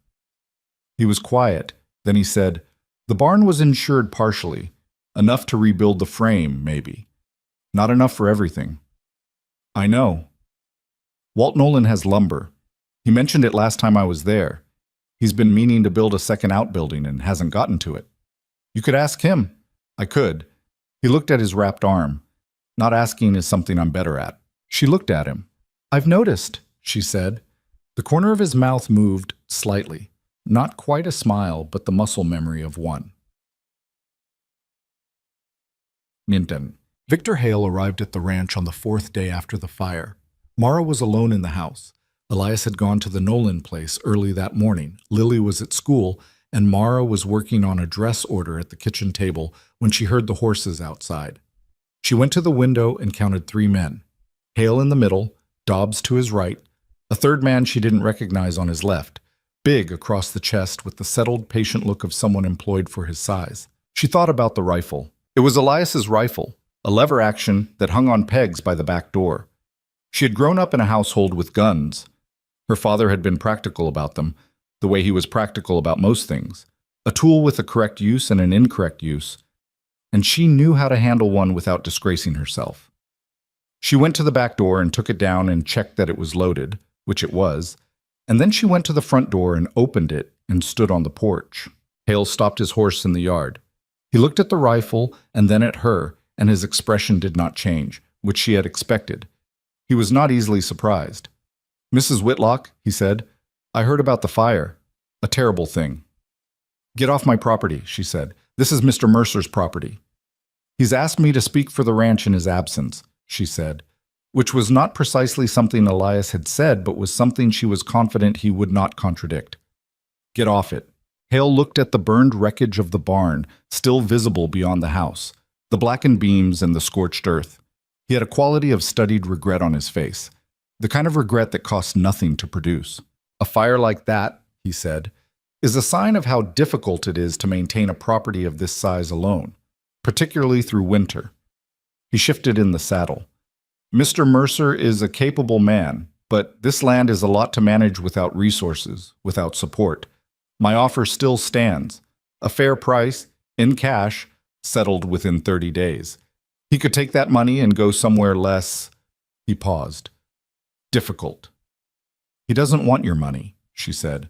"You speak for him on that point as well?" There was something in his voice that was not quite contempt, but was in its direction. The specific quality of a man who found it faintly amusing that a woman with a rifle was the person he was negotiating with. "I do," she said.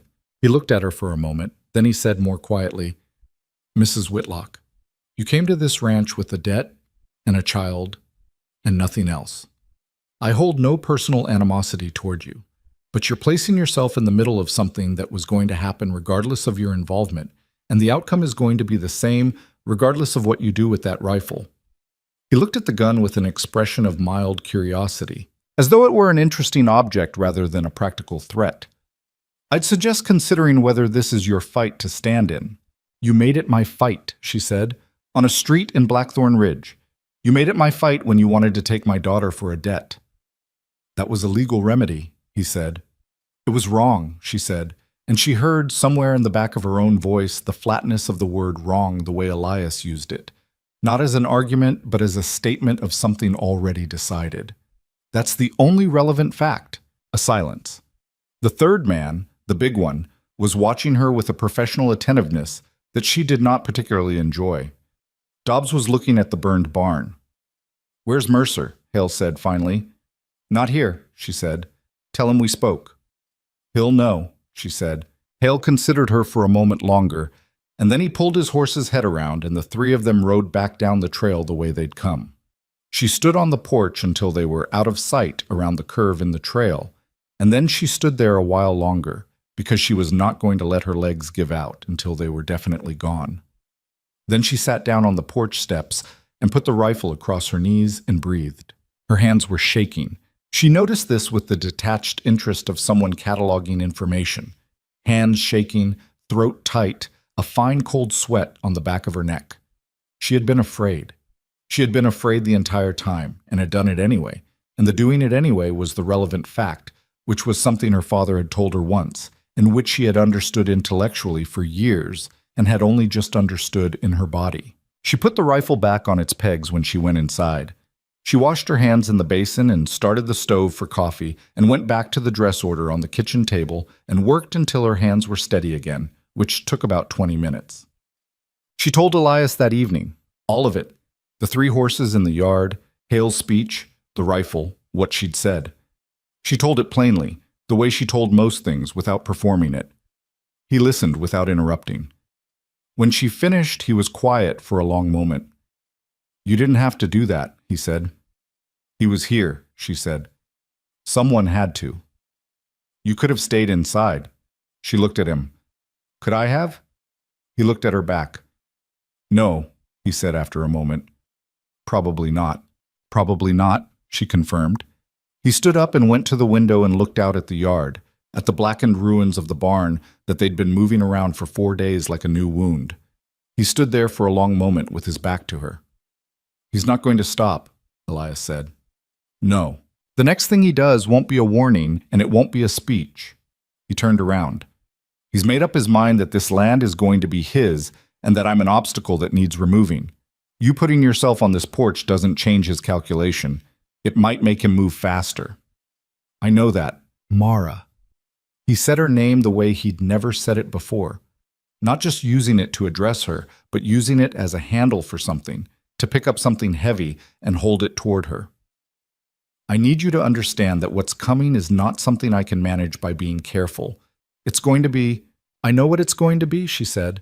She stood up from the table. Elias, I've known since the fire. I know what kind of man he is. I know what this is. She looked at him steadily. I'm not afraid of it. You were shaking, he said. Not cruel, just accurate. Yes, she said, and I stayed on the porch. He was very still. The lamplight moved between them. Outside, the wind was in the pines, the familiar sound of it, and somewhere in the temporary shelter of the south fence, where the animals were penned until the barn could be rebuilt, one of the horses moved. I'm not going to ask you to leave, Og, he said. I tried that angle in my head and I can't make it work. Because it doesn't work, she said. Because it doesn't, he said. He looked like he might say something else, and then didn't, and instead went to the shelf and took down 2 cups and poured coffee into both of them. And she sat back down, and he sat across from her. And between them the cups were warm, and the lamp was warm, and the cold pressed against the windows with the patience of something that had all winter to make its argument. The meeting with Nolan, she said. Tomorrow? Day after, he said. Walt's bringing Henderson and 2 others. Good. She picked up her cup. And the lawyer? Right again, he said. Tell him to come. She nodded. There was still the question of Hale, still the question of what he would do next and how fast he would do it. Still the question of Marshal Garrett and Judge Calloway and the mechanisms of a territory that had been arranged to favor men with money and patience. None of that had been resolved. It was all still out there, in the dark beyond the lamplight, waiting. But something else was true too. She'd stood on a porch with a rifle and faced a man who had tried to take her daughter, and she'd said what needed to be said, and the ground beneath her feet had been solid. Not because Elias had built it, or because the letter from the recorder's office had built it, or because of any single thing, because of all of it together. The weeks of work, and the long silences, and the honest words between people who had decided, without formal announcement, that they were not going to face this alone. She looked at the burn on Elias's arm beneath the wrapped linen and thought about the animals coming out of the fire. She thought about him inside the burning barn while she was getting to Lily's window, and the way he'd talked Scout out of panic in a voice she could hear through the smoke and the noise of it. She thought, there are the people who run from fires, and there are the people who go in. She already knew which one she was. She was beginning to understand with something that went deeper than thought that she'd found the other kind. What that meant, what they were going to do with that, was a question the night wasn't ready to answer. The immediate questions were louder and more urgent, and they both knew it. The meeting, the lawyer, the marshal, Hale's next move. But the question was there. It had been there for a while, and the fire, in the specific way that catastrophes sometimes clarified rather than destroyed, had made it harder to pretend it wasn't. The meeting at Walt Nolan's place happened on a Thursday evening, 2 days after Hale's visit to the ranch. Mara had not been invited, which she'd half expected. These were men meeting about land and law and the particular code of the territory, and her presence would have required them to adjust something they didn't want to adjust. She understood it without approving of it, which was a distinction she'd learned to make cleanly. She stayed at the ranch with Lily, made dinner, got the girl to bed, and then sat at the kitchen table with the lamp turned low and the letter she'd been drafting to Everett Crane in Clarkson, refining the language of it until it said precisely what needed saying without a word that could be misread. Elias came back after 10 o'clock. She heard Cutter in the yard and had coffee poured by the time he came through the door. He sat down and wrapped both hands around the cup and didn't say anything immediately, which she had learned to read not as reluctance but as organization. He was putting what he'd heard into order before he spoke it. 6 men, he said, finally. Walt, Henderson, the Birch brothers. Tom brought his younger brother Reed, who has a quarter section on the east side of the valley. And 2 others I know less well, Alderman and Price, both small operations. Tom came, she said. She thought about Tom Birch's face on the street that day, the decision she'd watched him make, and the wrong direction he'd made it in. He had come, eventually. That was something. He came. Elias set the cup down. He wasn't comfortable about it, but he came. What did they say? Most of them have had something happen, not all as bad as the fire. Some fence trouble, some pressure on their hired men. 2 of them got versions of the same letter Hale sent Henderson with the low offer. Price's wife was approached by a woman from Hale's office, apparently a cleaner version of the pitch. More polite. He paused. He's been working the whole valley. We just didn't know the scope of it because none of us were talking to each other. She had suspected this. The isolation of ranch life made it easy for a man like Hale to operate piece by piece, addressing each family individually, ensuring that no single incident looked like a pattern because no one had all the pieces. Did you show them the recorder's information? Yes. He was quiet for a moment. Walt Nolan has his own irregularity. He bought his land from the territory office 22 years ago. Proper deed, properly filed. But there's a competing claim that appeared in the county records 2 years ago, filed through Callaway's court, same as the Crane transfer. A back tax claim that Walt says he was never notified about and never owed. Mara set down her pen. Callaway manufactured a tax debt. Appears so. Elias looked at the table. It's sitting there unfiled, like it's waiting to be used. Walt didn't know about it until I showed him what the recorder's office had flagged. She thought about this. A judge manufacturing legal claims to be deployed at the moment of maximum leverage. It was patient, it was sophisticated, and it was exactly the kind of thing that would be difficult to prove without someone willing to look at the whole picture from outside it. Crane needs to see all of this, she said. Not just the letter. All of it. The recorder's documents, Walt's deed against the competing claim, the Crane family transfer papers if Frank Henderson can get them. Henderson's already looking, Elias said. Walt said he'd have his deed papers together by end of week. She picked up her pen and started writing again, faster now, adding what he'd told her to the letter in language that was precise and detailed and left nothing for inference. She wrote for several minutes while Elias drank his coffee, and the house was quiet around them in the good way it was quiet now. Not empty, just still. There's one more thing, Elias said. She looked up. Walt Nolan thinks we should approach Marshall Garrett together, all 6 of us, with the documents. He paused. He was more optimistic about Garrett than I am. Walt's known Garrett longer, she said. 20 years. He turned the cup in his hands. Walt says Garrett's not Hale's man. He's just a man who doesn't want trouble, and Hale has made it easier not to want trouble than to want it. But if enough people show up with enough evidence, he doesn't have a choice anymore, she said. That's Walt's thinking. It's reasonable thinking. She looked at Elias. You don't believe it. I believe Garrett is honest, Elias said slowly. I'm less certain he's brave. She considered that.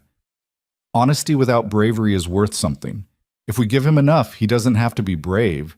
He just has to do what the evidence requires. He looked at her with the steady, quiet attention he'd given her since she'd first laid the recorder's letter on the table between them. The look of a man who had discovered that thinking alongside someone was different from thinking alone, and was still adjusting to it, and found the adjustment worthwhile. You should be in that meeting, he said. When we go to Garrett. They didn't invite me to the Nolan meeting. I'm inviting you to this one. She looked at him for a moment. All right, she said. She folded the letter to Crane and sealed it and put it by the door for the morning. Outside, Cutter had settled in the temporary pen, and the cold was deep and total, and the mountains were invisible in the dark, but present in the way of things too large to disappear entirely, just because you couldn't see them. And so, the note appeared under the front door 3 days later. Mara found it in the morning, a folded piece of paper that hadn't been there the night before, which meant someone had come to the ranch in the dark without a lamp, or with one shuttered, and had come quietly enough that neither she nor Elias had heard them. That fact alone was more frightening than what the note said, and what the note said was frightening enough. It was short, 8 words in handwriting that had been deliberately made plain, stripped of identifying characteristics. The girl goes to school on Mondays. That was all. No threat stated, no demand, just the information, offered as a demonstration that the information was known, that Lily's routine was known, that the road between the ranch and the schoolhouse was known, That 4 miles of open trail between a child and her mother was a thing that had been noticed and considered. Mara read it standing in the doorway in the cold morning air and felt the particular quality of fear that was different from all the other fears she'd felt in recent months.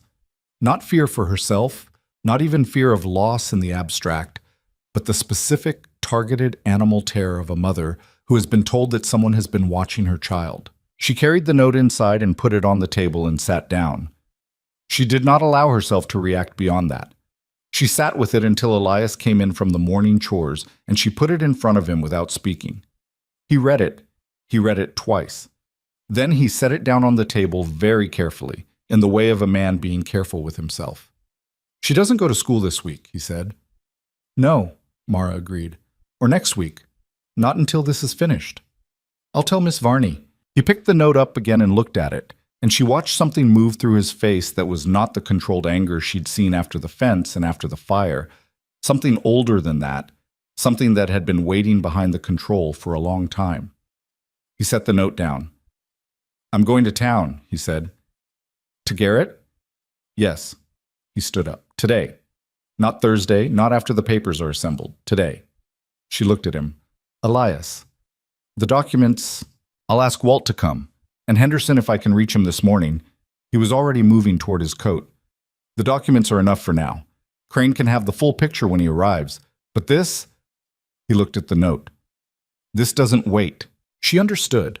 She also understood that he was partly operating on something beyond strategy now, and she knew that wasn't entirely wrong, that sometimes the thing that moved first needed to be feeling rather than calculation, because calculation took time and time was what the note had been designed to remove. "I'm coming," she said. He stopped with his coat half on. He looked at her. "Lily stays here," she said. "I'll ask Mrs. Aldrich from the next farm if she can come sit with her. But I'm coming to Garrett with you." He didn't argue it. He put his coat on fully and went to get the wagon ready, and she went to write a quick note to Mrs. Aldrich, who was a stout and unflappable woman of 60, who would have described herself as hard to surprise and would not have been wrong. She rode with him to the Nolan place first, where Walt came to the door in the morning cold and listened to the account of the note with a stillness that went from concern to resolved in about 30 seconds. He got his coat and his hat and told his wife where he was going, and she said, "Take your good coat." And he took it, and they were back on the road within 10 minutes. Henderson was further, but Elias had sent a rider the previous evening, one of Nolan's hands, and Frank Henderson met them on the South Road with his own documents in a saddlebag, and his jaw set in the way of a man who had been waiting for a reason to move and had now been given it. They reached Blackthorn Ridge by mid-morning, 5 of them: Elias, Mara, Walt, Henderson, and Tom Birch, who had gotten word somehow and ridden in from his own place to meet them on the edge of town. Tom looked like a man who had not slept well, which Mara thought was appropriate, and he fell into step without much said. Marshal Garrett's office was on the north end of Main Street, a squat building with a lamp in the window that burned regardless of the time of day, which Mara had always found either reassuring or ominous depending on the situation. Today it felt like both. Garrett was a broad, gray-haired man in his mid-50s, with the solid, slightly worn look of someone who had spent decades managing problems that other people had made. He was at his desk when they came in, 5 people through the door of an office built for 2, and he looked up from his paperwork and read the room in about 3 seconds and said, "Close the door." Tom closed it. Garrett looked at each of them in turn, ending on Elias. "I heard about the barn," he said. "Then you know why we're here," Elias said. "Tell me anyway." Elias put the note on the desk.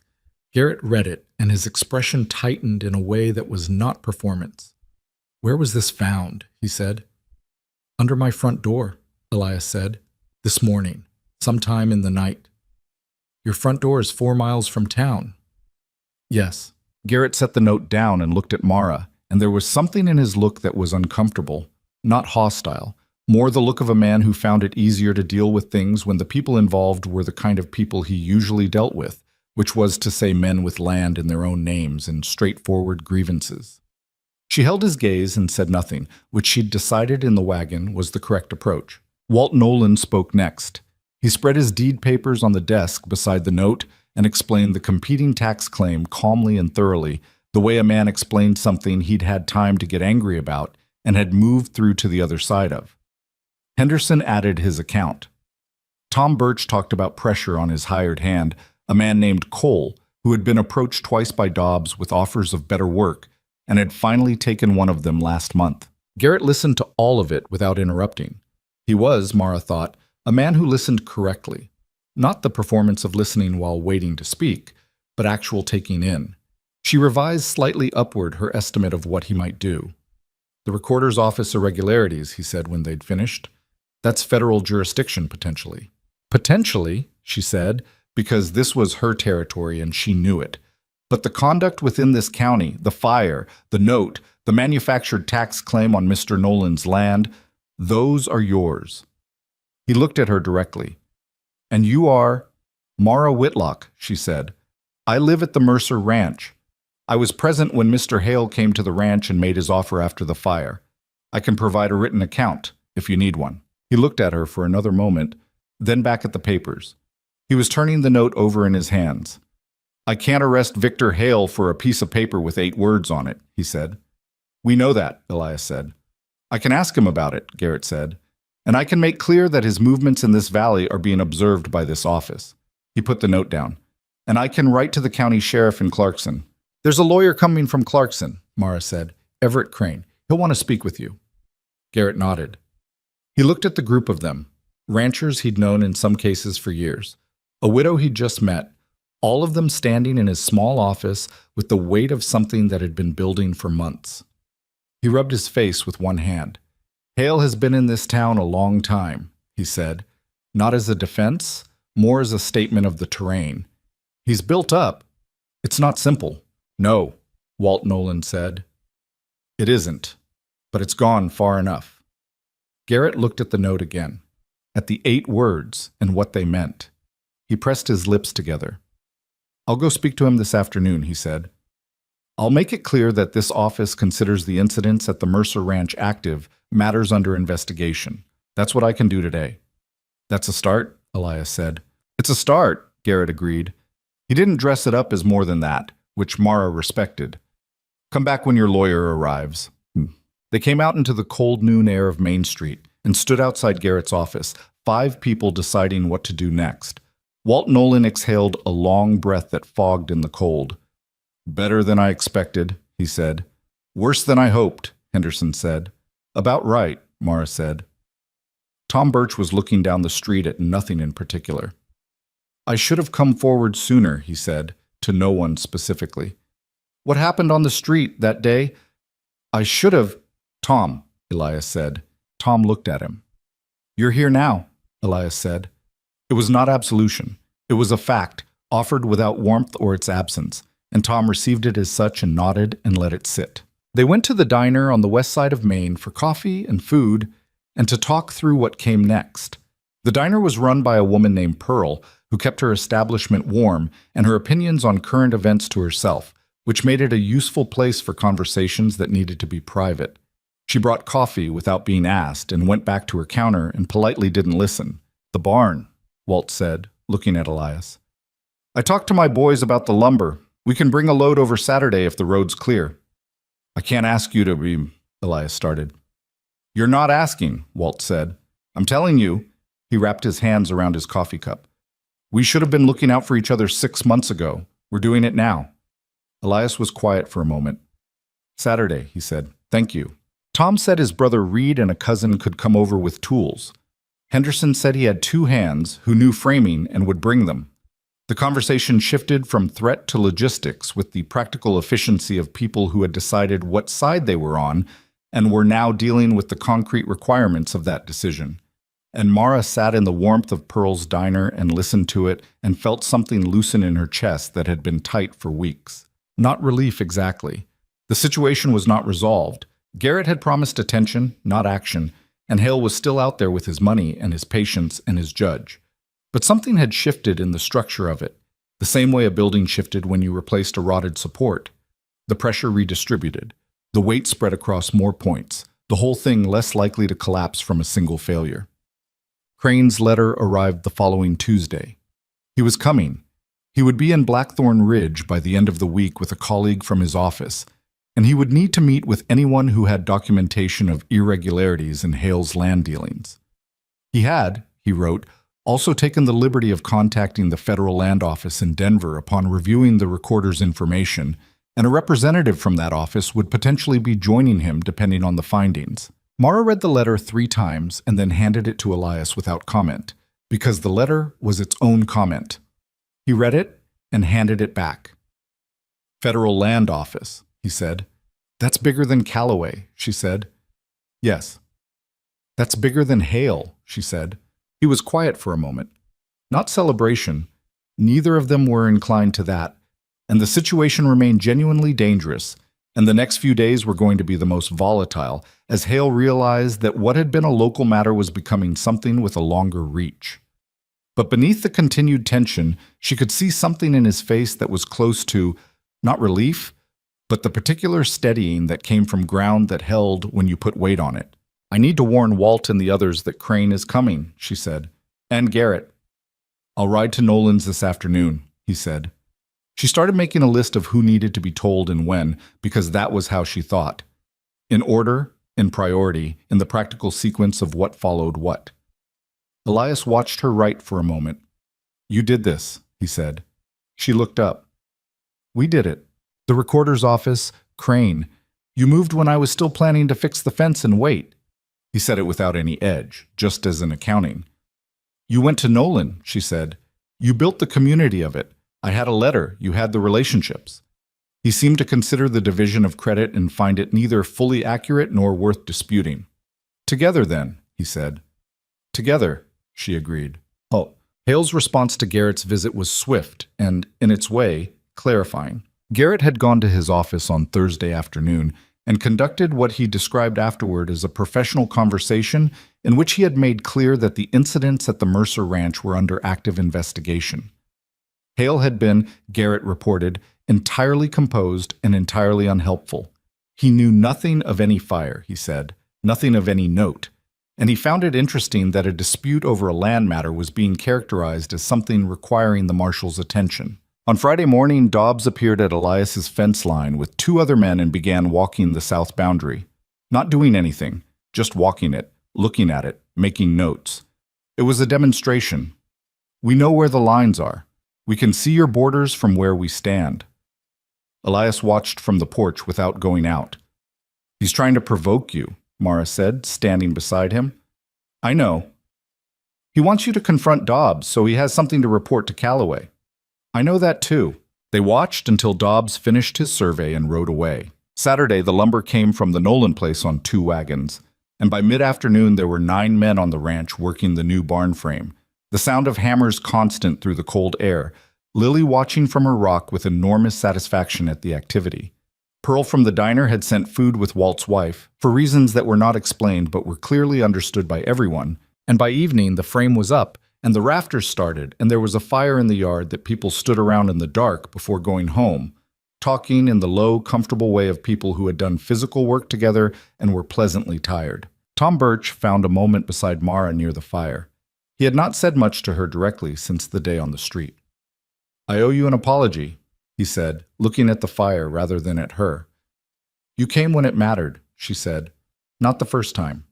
He rubbed the back of his neck. I've been thinking about it. There's not a good reason I didn't step forward that day. I had the money. I had enough to... Tom. He stopped. You're here, she said. It was the same thing Elias had said to him outside Garrett's office, and she said it the same way without warmth or coldness, because it was the true thing. That's what I have room for right now. He nodded, not absolved, not dismissed, just received. Crane arrived on Friday with a younger man from his office named Alt, who carried a satchel of papers with the careful attentiveness of someone who understood that the papers were the point. They came to the ranch first, at Mara's direction, because she had the original recorder's documents, and because she wanted to brief him before he met with Garrett or anyone else. Everett Crane was not what she'd expected, though she hadn't been sure what she'd expected. He was perhaps 40, lean and deliberate in his movements, with the particular quality of attention that good lawyers developed. The ability to listen to what was being said and simultaneously track what was not being said. He sat at the kitchen table and read everything she put in front of him without comment, asking only clarifying questions, each one precise and necessary. When he'd finished, he sat back and looked at the ceiling for a moment. "How did you know to write to the recorder's office?" he asked. "My father told me that the record itself, examined carefully, told you things people preferred to keep hidden," she said. He looked at her. "Your father was right." He tapped the papers. "The Calloway connection is the key. A county judge manufacturing competing claims and running debt proceedings outside proper venue, that's not just civil malpractice, that's potentially criminal conspiracy. With the federal land office involved, Calloway doesn't have a ceiling above him he can rely on. And Hale is careful," Crane said. "He doesn't sign things himself. He works through Dobbs and through Calloway, and proving his direct involvement is going to be harder than proving the pattern." He paused. "But the pattern is very clear, and patterns, presented to a federal investigator, tend to become conclusions." Elias had been sitting at the end of the table, quiet throughout, and now he said, "What happens to Calloway?" Crane looked at him. "That depends on how cooperative he chooses to be when federal jurisdiction asserts itself." A pause. "Men in Calloway's position often decide that protecting Victor Hale is worth less than they thought it was, once they understand what protecting him is actually going to cost them." The fire was going in the stove, and outside Lily was explaining something to Hester with great seriousness, and the new barn frame was visible through the window, its raw wood pale in the winter light, not finished, but standing.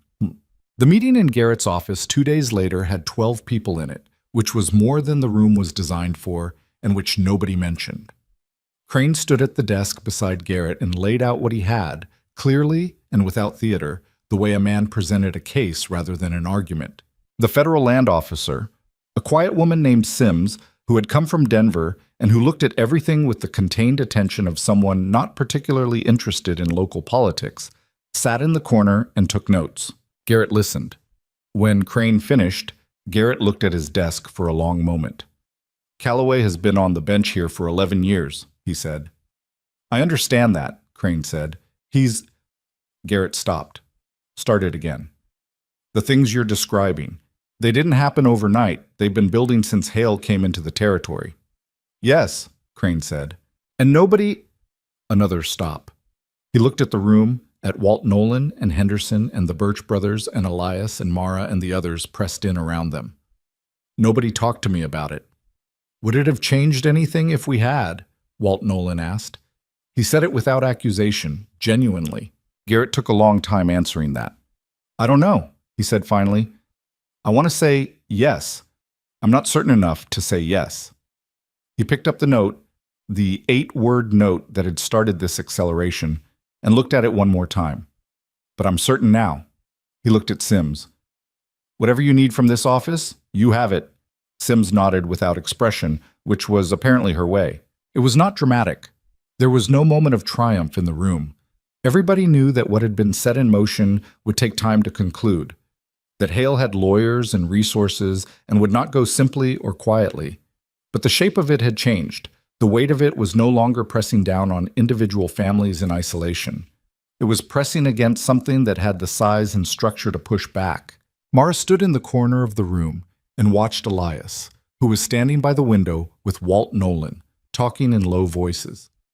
He had the same quality he always had, contained, economical, not given to displays, but there was something different in the set of him, something she recognized because she'd felt it herself outside Garrett's office the first time.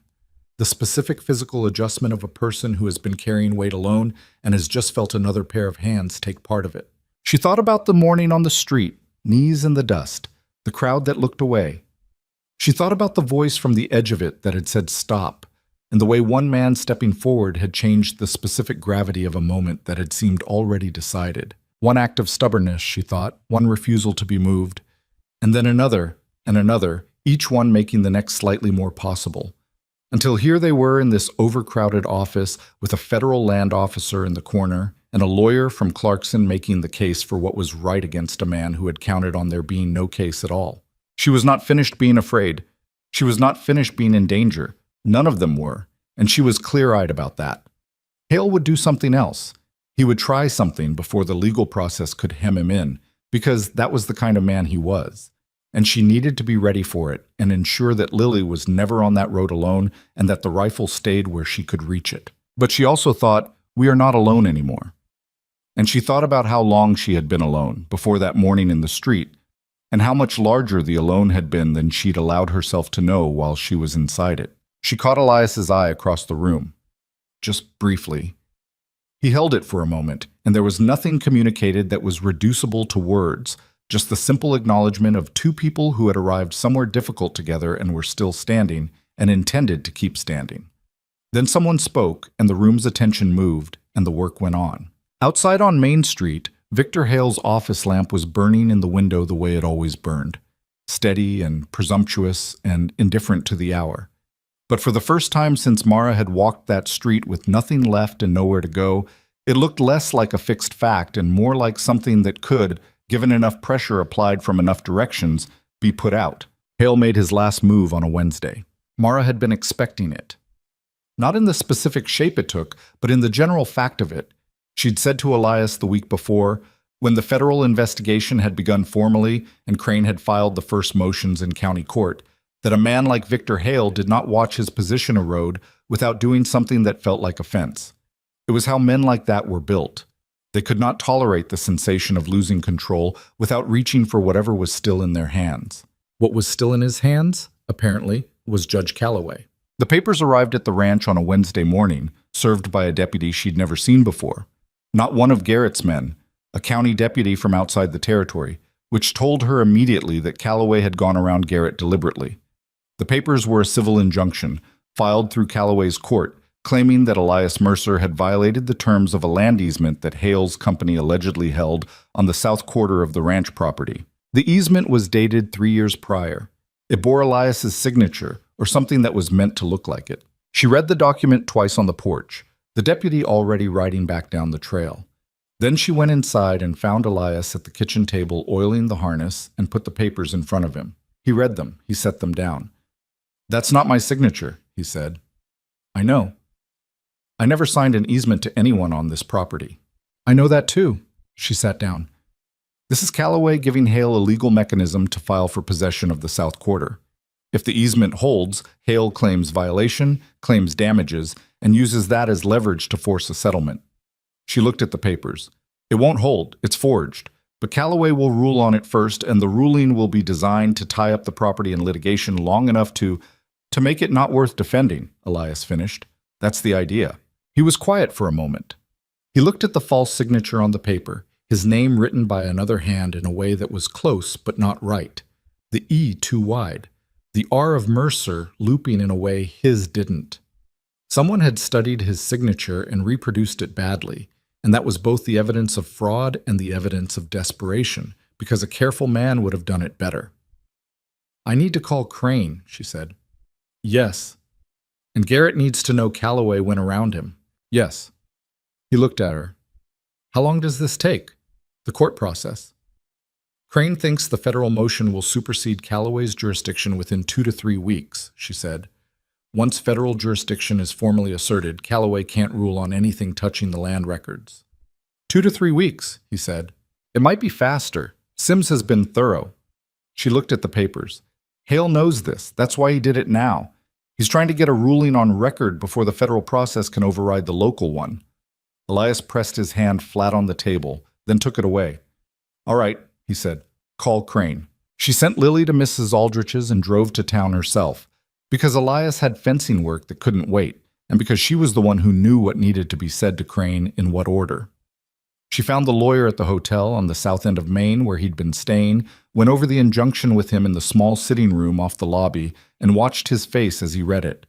"Forged," he said, without her saying it first. "Yes, badly." He turned the paper to show her a line of the signature. "Look at the baseline. A man doesn't sign his own name on a slant like that. Muscle memory keeps it consistent. Whoever did this copied from a photograph or a single sample and didn't account for the variability a real person has. Can we prove it in time? We can certainly demonstrate it to a standard that will make a federal judge question the document." He set it down. "And more importantly, this," he tapped the paper. "This is Calloway signing off on a forged document. That's not civil malpractice anymore. That's criminal." She looked at him. "Will he know that?" He may already know and be hoping he has enough time to make it someone else's problem. Crane stood up. I need to file an emergency motion today to stay Calloway's proceedings. And I need Sims to escalate the timeline on the federal side. He was already putting on his coat. This was a mistake on Hale's part. Impatience usually is. She drove back to the ranch and told Elias what Crane had said, and then they did what you did in the middle of legal proceedings that were outside your direct control. They worked. He finished the fencing. She finished a dress order for Agnes and started on another.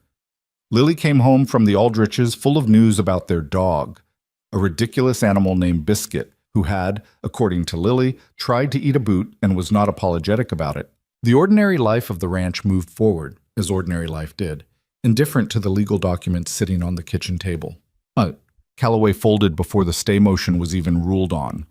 Crane told them about it on a Friday morning, arriving at the ranch early with Alt in his satchel, sitting down at the kitchen table with the particular composure of a man delivering news he'd been looking forward to delivering. Sims paid a visit to Calloway's chambers yesterday, he said, with a colleague from the federal attorney's office in Denver. Not an arrest, a conversation. The kind of conversation where the person being conversed with understands clearly what the alternative to cooperation looks like. And, Elias said, and Judge Calloway has agreed to provide a full account of his dealings with Victor Hale over the past 4 years in exchange for consideration in any subsequent proceedings. Crane paused. He signed a statement last night. It names Hale directly in the manufactured tax claim on the Nolan property, in the Crane family land transfer, and in the easement document filed this week. It also identifies 3 other properties in the county where similar mechanisms were used. The kitchen was very quiet.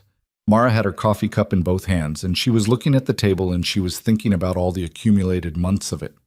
The debt, the street, the wagon ride north, the fences, the fire, the note with 8 words that had been designed to terrify her into retreating. What happens to Hale? She said. The federal charges are being prepared now, Crane said. Land fraud at this scale, involving forged documents and a compromised judge, with federal land records implicated, he's looking at serious exposure. Criminal, not just civil. He looked at her. His assets in the territory are being frozen as of this morning pending the investigation. That includes the Financial Services Office. The debts he holds, she said, being reviewed. Any debt collected through fraudulent means or used as leverage in his broader scheme, Crane looked at her carefully, may be subject to voiding. She thought about $42 borrowed in the spring by a man who had been optimistic about the future and had not lived to see autumn. She thought about a little girl who had almost become a line item in someone else's ledger. That's not why I started this, she said. I know, Crane said, but it's where it ended up. She put her coffee cup down. Elias was looking at her from across the table, and she looked back at him, and there was so much in that exchange that had no words for it.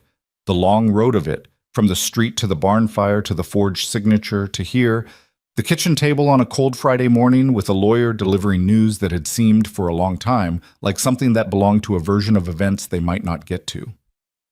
Dobbs? Elias said. Dobbs has disappeared, Crane said, with a slight tightening around his mouth that suggested he found this professionally irritating. Left the territory, we think, when word of Calloway's cooperation got out. Men like Dobbs tend to be well informed about when to go. He'll surface somewhere, Elias said. Probably. Crane was not optimistic or pessimistic about it. Not your problem anymore. Hale was arrested on a Monday 3 weeks later. Mara wasn't in town when it happened. She heard about it from Agnes Hewitt, who came to the ranch specifically to tell her, arriving breathless with the news before the cold had quite left the morning. Federal marshals, Agnes said. 2 of them from Denver, with papers.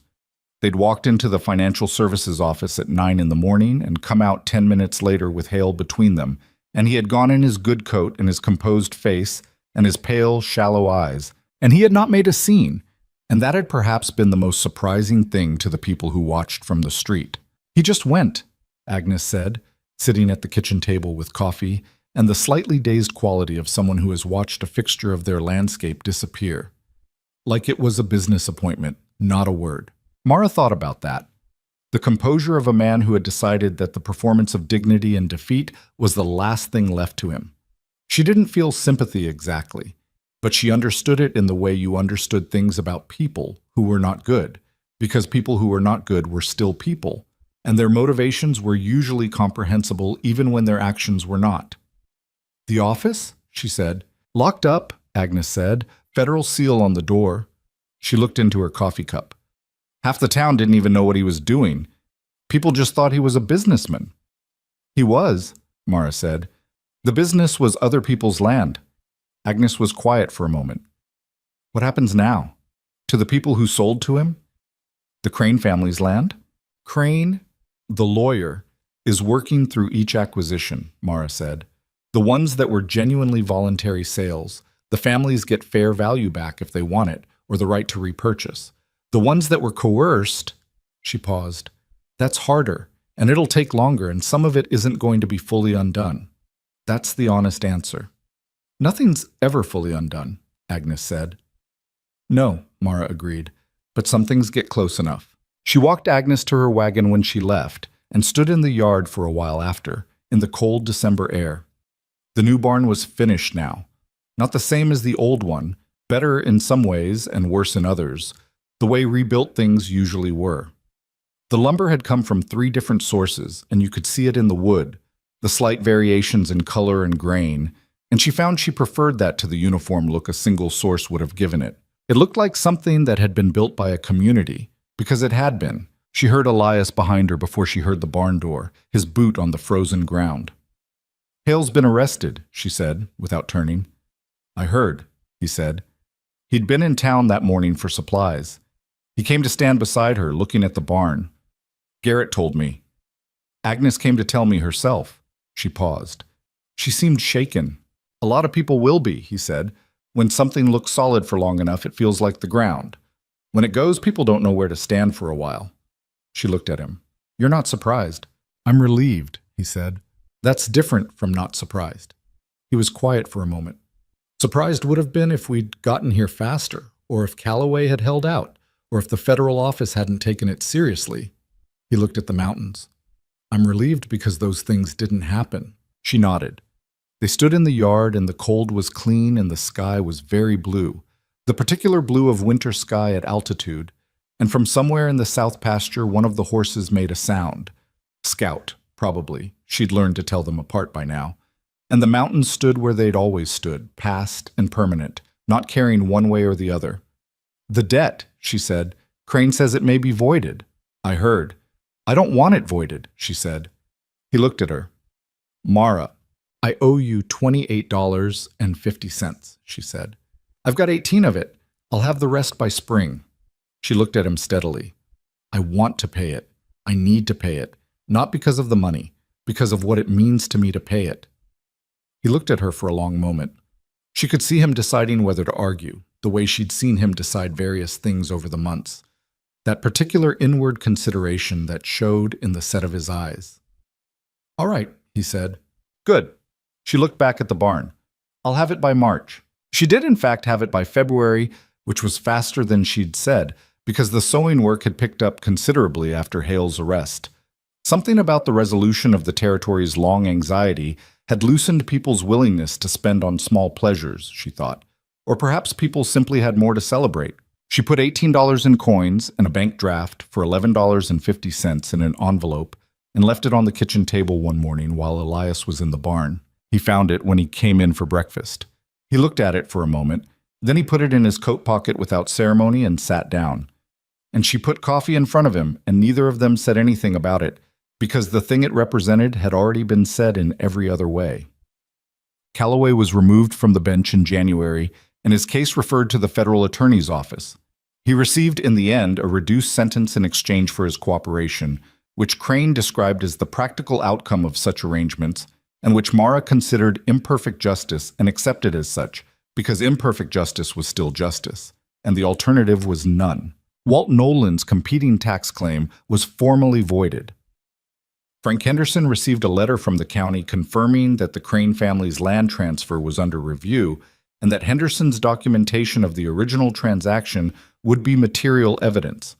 Tom Birch's hired man, Cole, came back to the Birch farm in February with the slightly sheepish quality of a man who had made a decision he'd come to regret, and Tom took him back, because Tom was the kind of man who believed in second chances more than he believed in the satisfaction of refusing them. Miss Varney, when Lily returned to school in January, told her class, 6 children of varying ages in one room, that the territory had recently seen an example of what happened when people with legitimate grievances worked together through proper legal channels, and that this was worth remembering. Lily reported this at dinner with the particular authority of someone relaying important information from a credible source. Miss Varney says community is how problems get solved, she said. Miss Varney is right, Mara said. Lily looked at Elias. Did you know that? Suspected it, he said. You should have done it sooner, Lily said, with the serene certainty of a 6-year-old who had no awareness that she was telling a room full of adults that they had been slow. Elias looked at Mara. Mara looked at Elias. Neither of them argued the point. The question of what they were to each other had never been formally addressed, which was its own kind of answer, the way the absence of a storm could tell you as much about the weather as the storm itself. She had stayed through October, November, December, each month accumulating without the original arrangement being revisited, because revisiting it would have required one of them to speak first, and both of them were people who spoke after thinking rather than before. And the thinking kept finding reasons that the current arrangement was working, and reasons that changing it was complicated, and reasons that the timing was not right. And meanwhile, the months moved on, and Lily grew, and the barn was rebuilt, and the ranch acquired the settled quality of a place that was being genuinely tended. It was Lily who precipitated it, in the way that children precipitated things, without understanding what they were doing, driven entirely by the immediate logic of their observation. It was a Sunday in February, the kind of quiet Sunday that had become part of the rhythm of the ranch.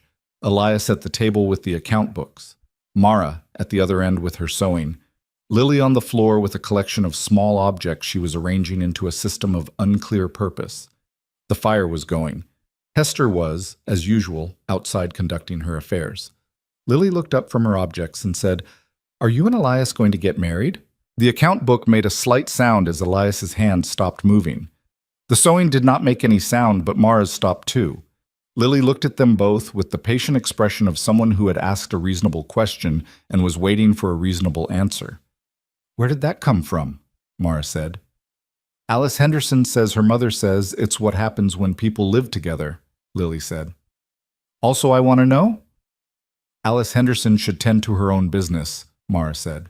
"Alice Henderson is 7, Lily said, with the implication that this made tending to one's own business somewhat beyond expectation.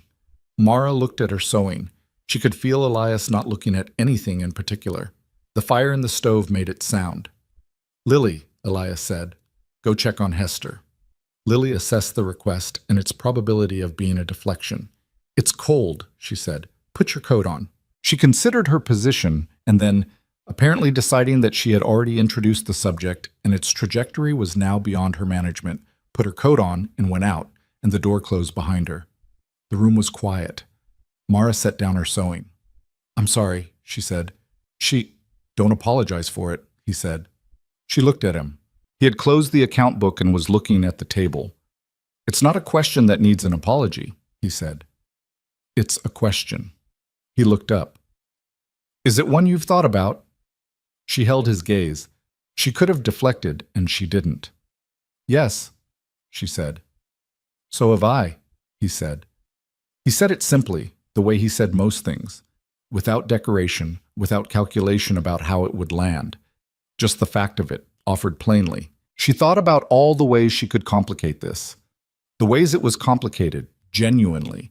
The things that were still unresolved, and the grief they both carried, and the unevenness of what they'd each brought to this place, and the improbability of it. 2 broken-down people rebuilding something in the same house without planning to.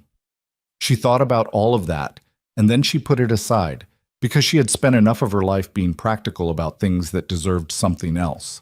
"Ask me," she said. He looked at her for a long moment. "You know I'm not," he started, and then stopped. "I don't say things easily." "I know that," she said. "Ask me anyway." He was quiet for 3 seconds. Then he said, "Will you stay?" Not as a matter of arrangement. Not because of what's owed or what's practical or where else there is to go. He looked at her the way he'd looked at her that first day on the street. From the edge of the crowd, steady and completely certain, the way someone looked when they had thought through something until they knew it. Because you want to.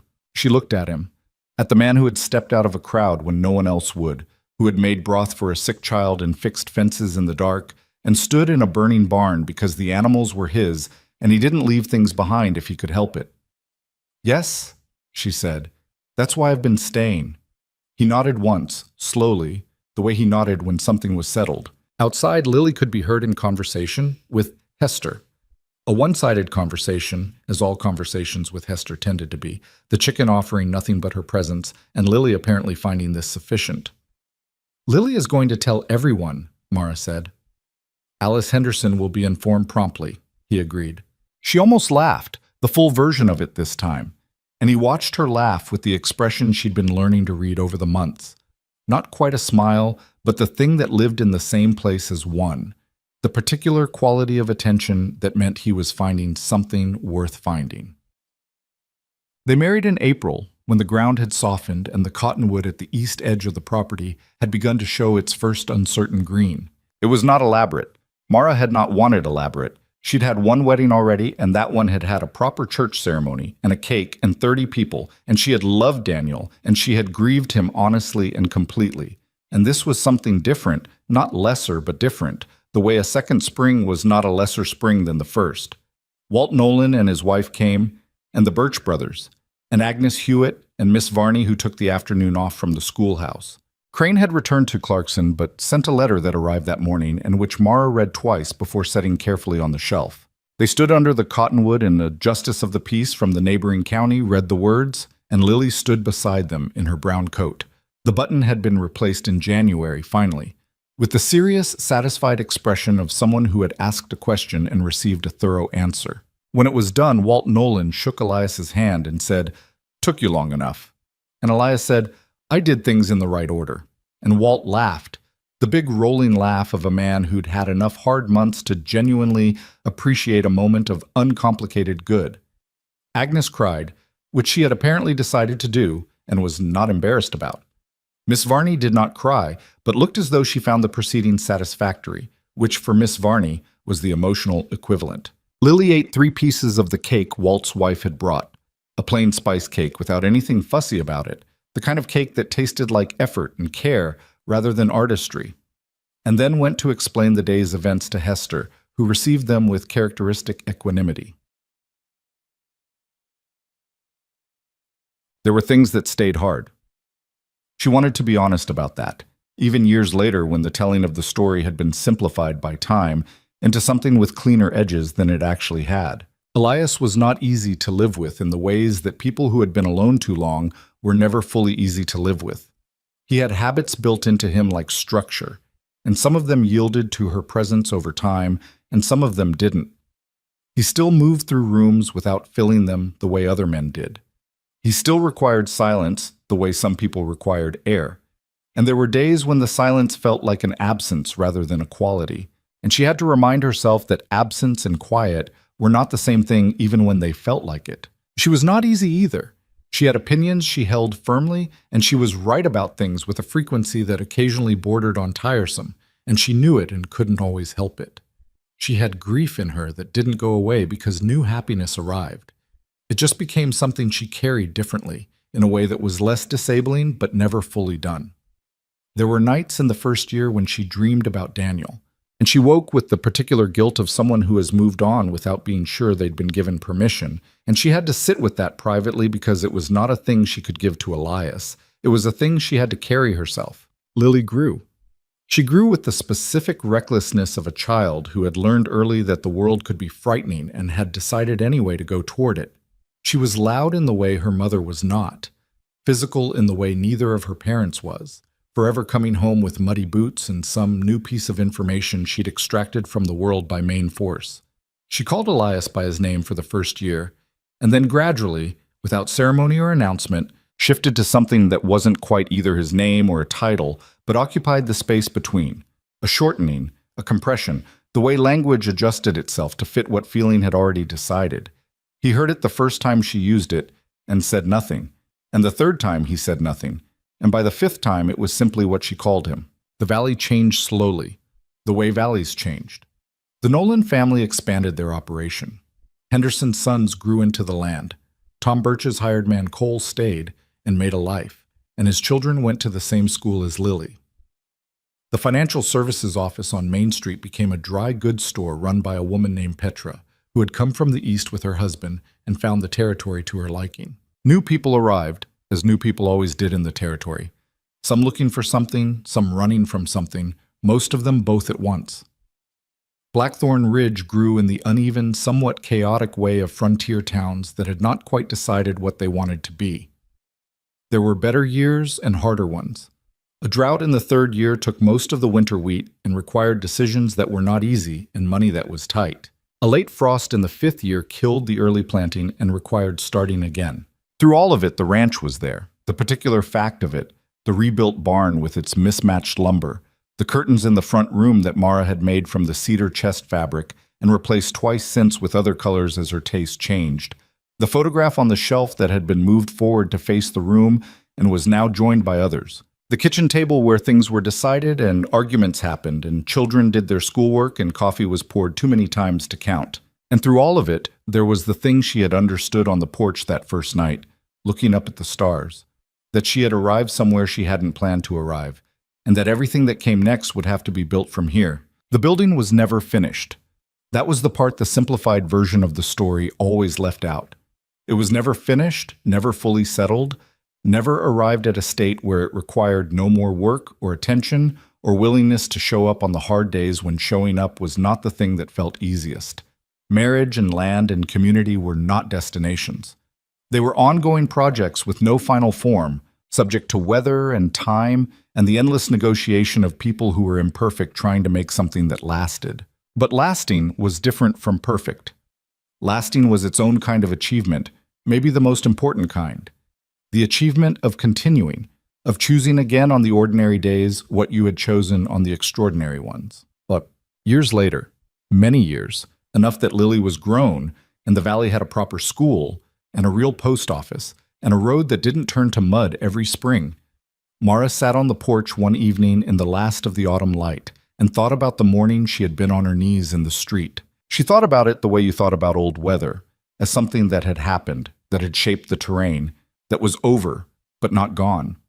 She thought about the crowd that had looked away, and she had spent enough time in the world by then to understand them more generously than she had in the first years. Fear was not a simple thing, and it was not only cowardice. It was also the accumulated weight of other people's losses, the calculation of risk in a world that did not forgive mistakes easily, the exhaustion of people who were already carrying as much as they could carry. She understood that. And she also understood that understanding it didn't make it right. The two things coexisted, as most true things did. What she thought about most was the moment itself. Her knees in the dust, Lily pressed against her side, the crowd that had already arranged itself into the shape of a bystander, the specific gravity of a moment that had already decided which way it was going to fall. And then the voice from the edge of it, level and certain, that said, "Stop," and changed the weight of everything. One person, one decision, made in the time it took to take a step forward. She had thought about this more than she'd thought about anything else that had happened, because it seemed to her the most important thing. Not the legal proceedings, not the arrest, not even the barn raising or the meeting in Garrett's office. All of those things had been real and necessary, but they'd been made possible by that one moment on that one morning, by a man who had looked at something wrong happening and had decided that the question of whether anyone else was going to do something about it was not in fact relevant to whether he was going to do something about it. She had tried to live that way since. She had not always managed it. She had her own calculations, her own moments where she looked at something and weighed the cost and chose the safer path. She was not a story about a person who became perfect because of what happened to them. She was a person who had been changed in a particular direction and tried to keep moving in that direction, and some days was better at it than others. The porch creaked behind her. Elias sat down beside her. Not close, in the way he'd never quite lost, but closer than he'd sat on the first night, the distance measured in years of adjustment and small choosing. "Cold's coming," he said. "Few more days," she said. They sat. The mountains were doing what they always did in the last light, catching it in the snow and throwing it back warmer than it had arrived, gold and amber, the specific beauty of a thing too large to need to be beautiful, but being it anyway. Lily wrote, she said. I know. I got the letter this morning. She's happy there. Sounds like it. Lily had gone east for school, which had required a conversation that had been difficult in the way of conversations between people who loved each other and wanted different things for each other. She was studying law. Mara had not engineered this exactly, but she would not pretend she hadn't contributed to it. The years of watching her mother write careful letters to county recorders and county lawyers, of watching how paper and language and the precise presentation of facts could be the thing that changed what was possible. Lily had absorbed it the way children absorb things, without being taught, just by being present. She had written to say she was doing well, and that the city was enormous and exhausting, and that she was learning things she hadn't known she didn't know, which was the best kind of learning. She had written that she missed Hester, who had died the previous spring at an age that was, Elias had said, remarkable for a chicken, and probably the result of having lived more purposefully than most. She asked if we're all right, Mara said. We are, Elias said. I know. She looked at the mountains. I was going to write back and tell her. She knows, he said. She thought he was probably right. Lily had grown up in a house where being all right was not a performance, but a practice, something that required daily maintenance and had good days and bad ones and was real precisely because it wasn't easy. She had grown up watching two people who had arrived at each other from wreckage and had decided that what they built together was worth building carefully and worth protecting and worth starting over on the days it needed to be started over. Not a perfect life, not a smooth one, but a true one, which was the thing she had stopped believing she could have. On the morning she had been in the dust of the street with everything gone, Elias put his hand on the porch railing beside her hand, and after a moment she covered his with hers. He didn't say anything. She didn't either. The last of the light went off the mountains, and the cold arrived for real, and they stayed on the porch a while longer anyway, the way you stayed in a place you'd made your own. The valley below the ranch had lights in it now. The Nolan farm, the Henderson place, others further on, the soft glow of the town beyond. All of it there, all of it continuing. She thought about what it cost, the first step out of a crowd. The step itself was cheap. It was the decision that was expensive. The decision to stop treating what happened to someone else as someone else's problem, to stop waiting for a different person to be the one who moved. She had benefited from that decision. She had built a life inside it, and she had tried in the years since to be the kind of person who made it in return, not always successfully, not always bravely, but honestly and repeatedly, in the small and large moments that arrived without announcement and required an answer. That was the whole of it, she thought. That was the thing that lasted, the thing you could pass on. Not money, not land, not even the stories, though the stories helped. Just the understanding that when something wrong was happening in front of you, the question of whether anyone else was going to do something about it had nothing to do with whether you were. The cottonwood at the east edge of the property moved in the evening wind, its bare branches making their sound, and the stars came out one at a time and then all at once, the way they always did up here, away from the lights, and the ranch sat solid in the dark, built by many hands over many years out of timber and trouble and the stubborn, ordinary insistence of people who refused to be driven out of their own lives. It was not a perfect place. It was the right one.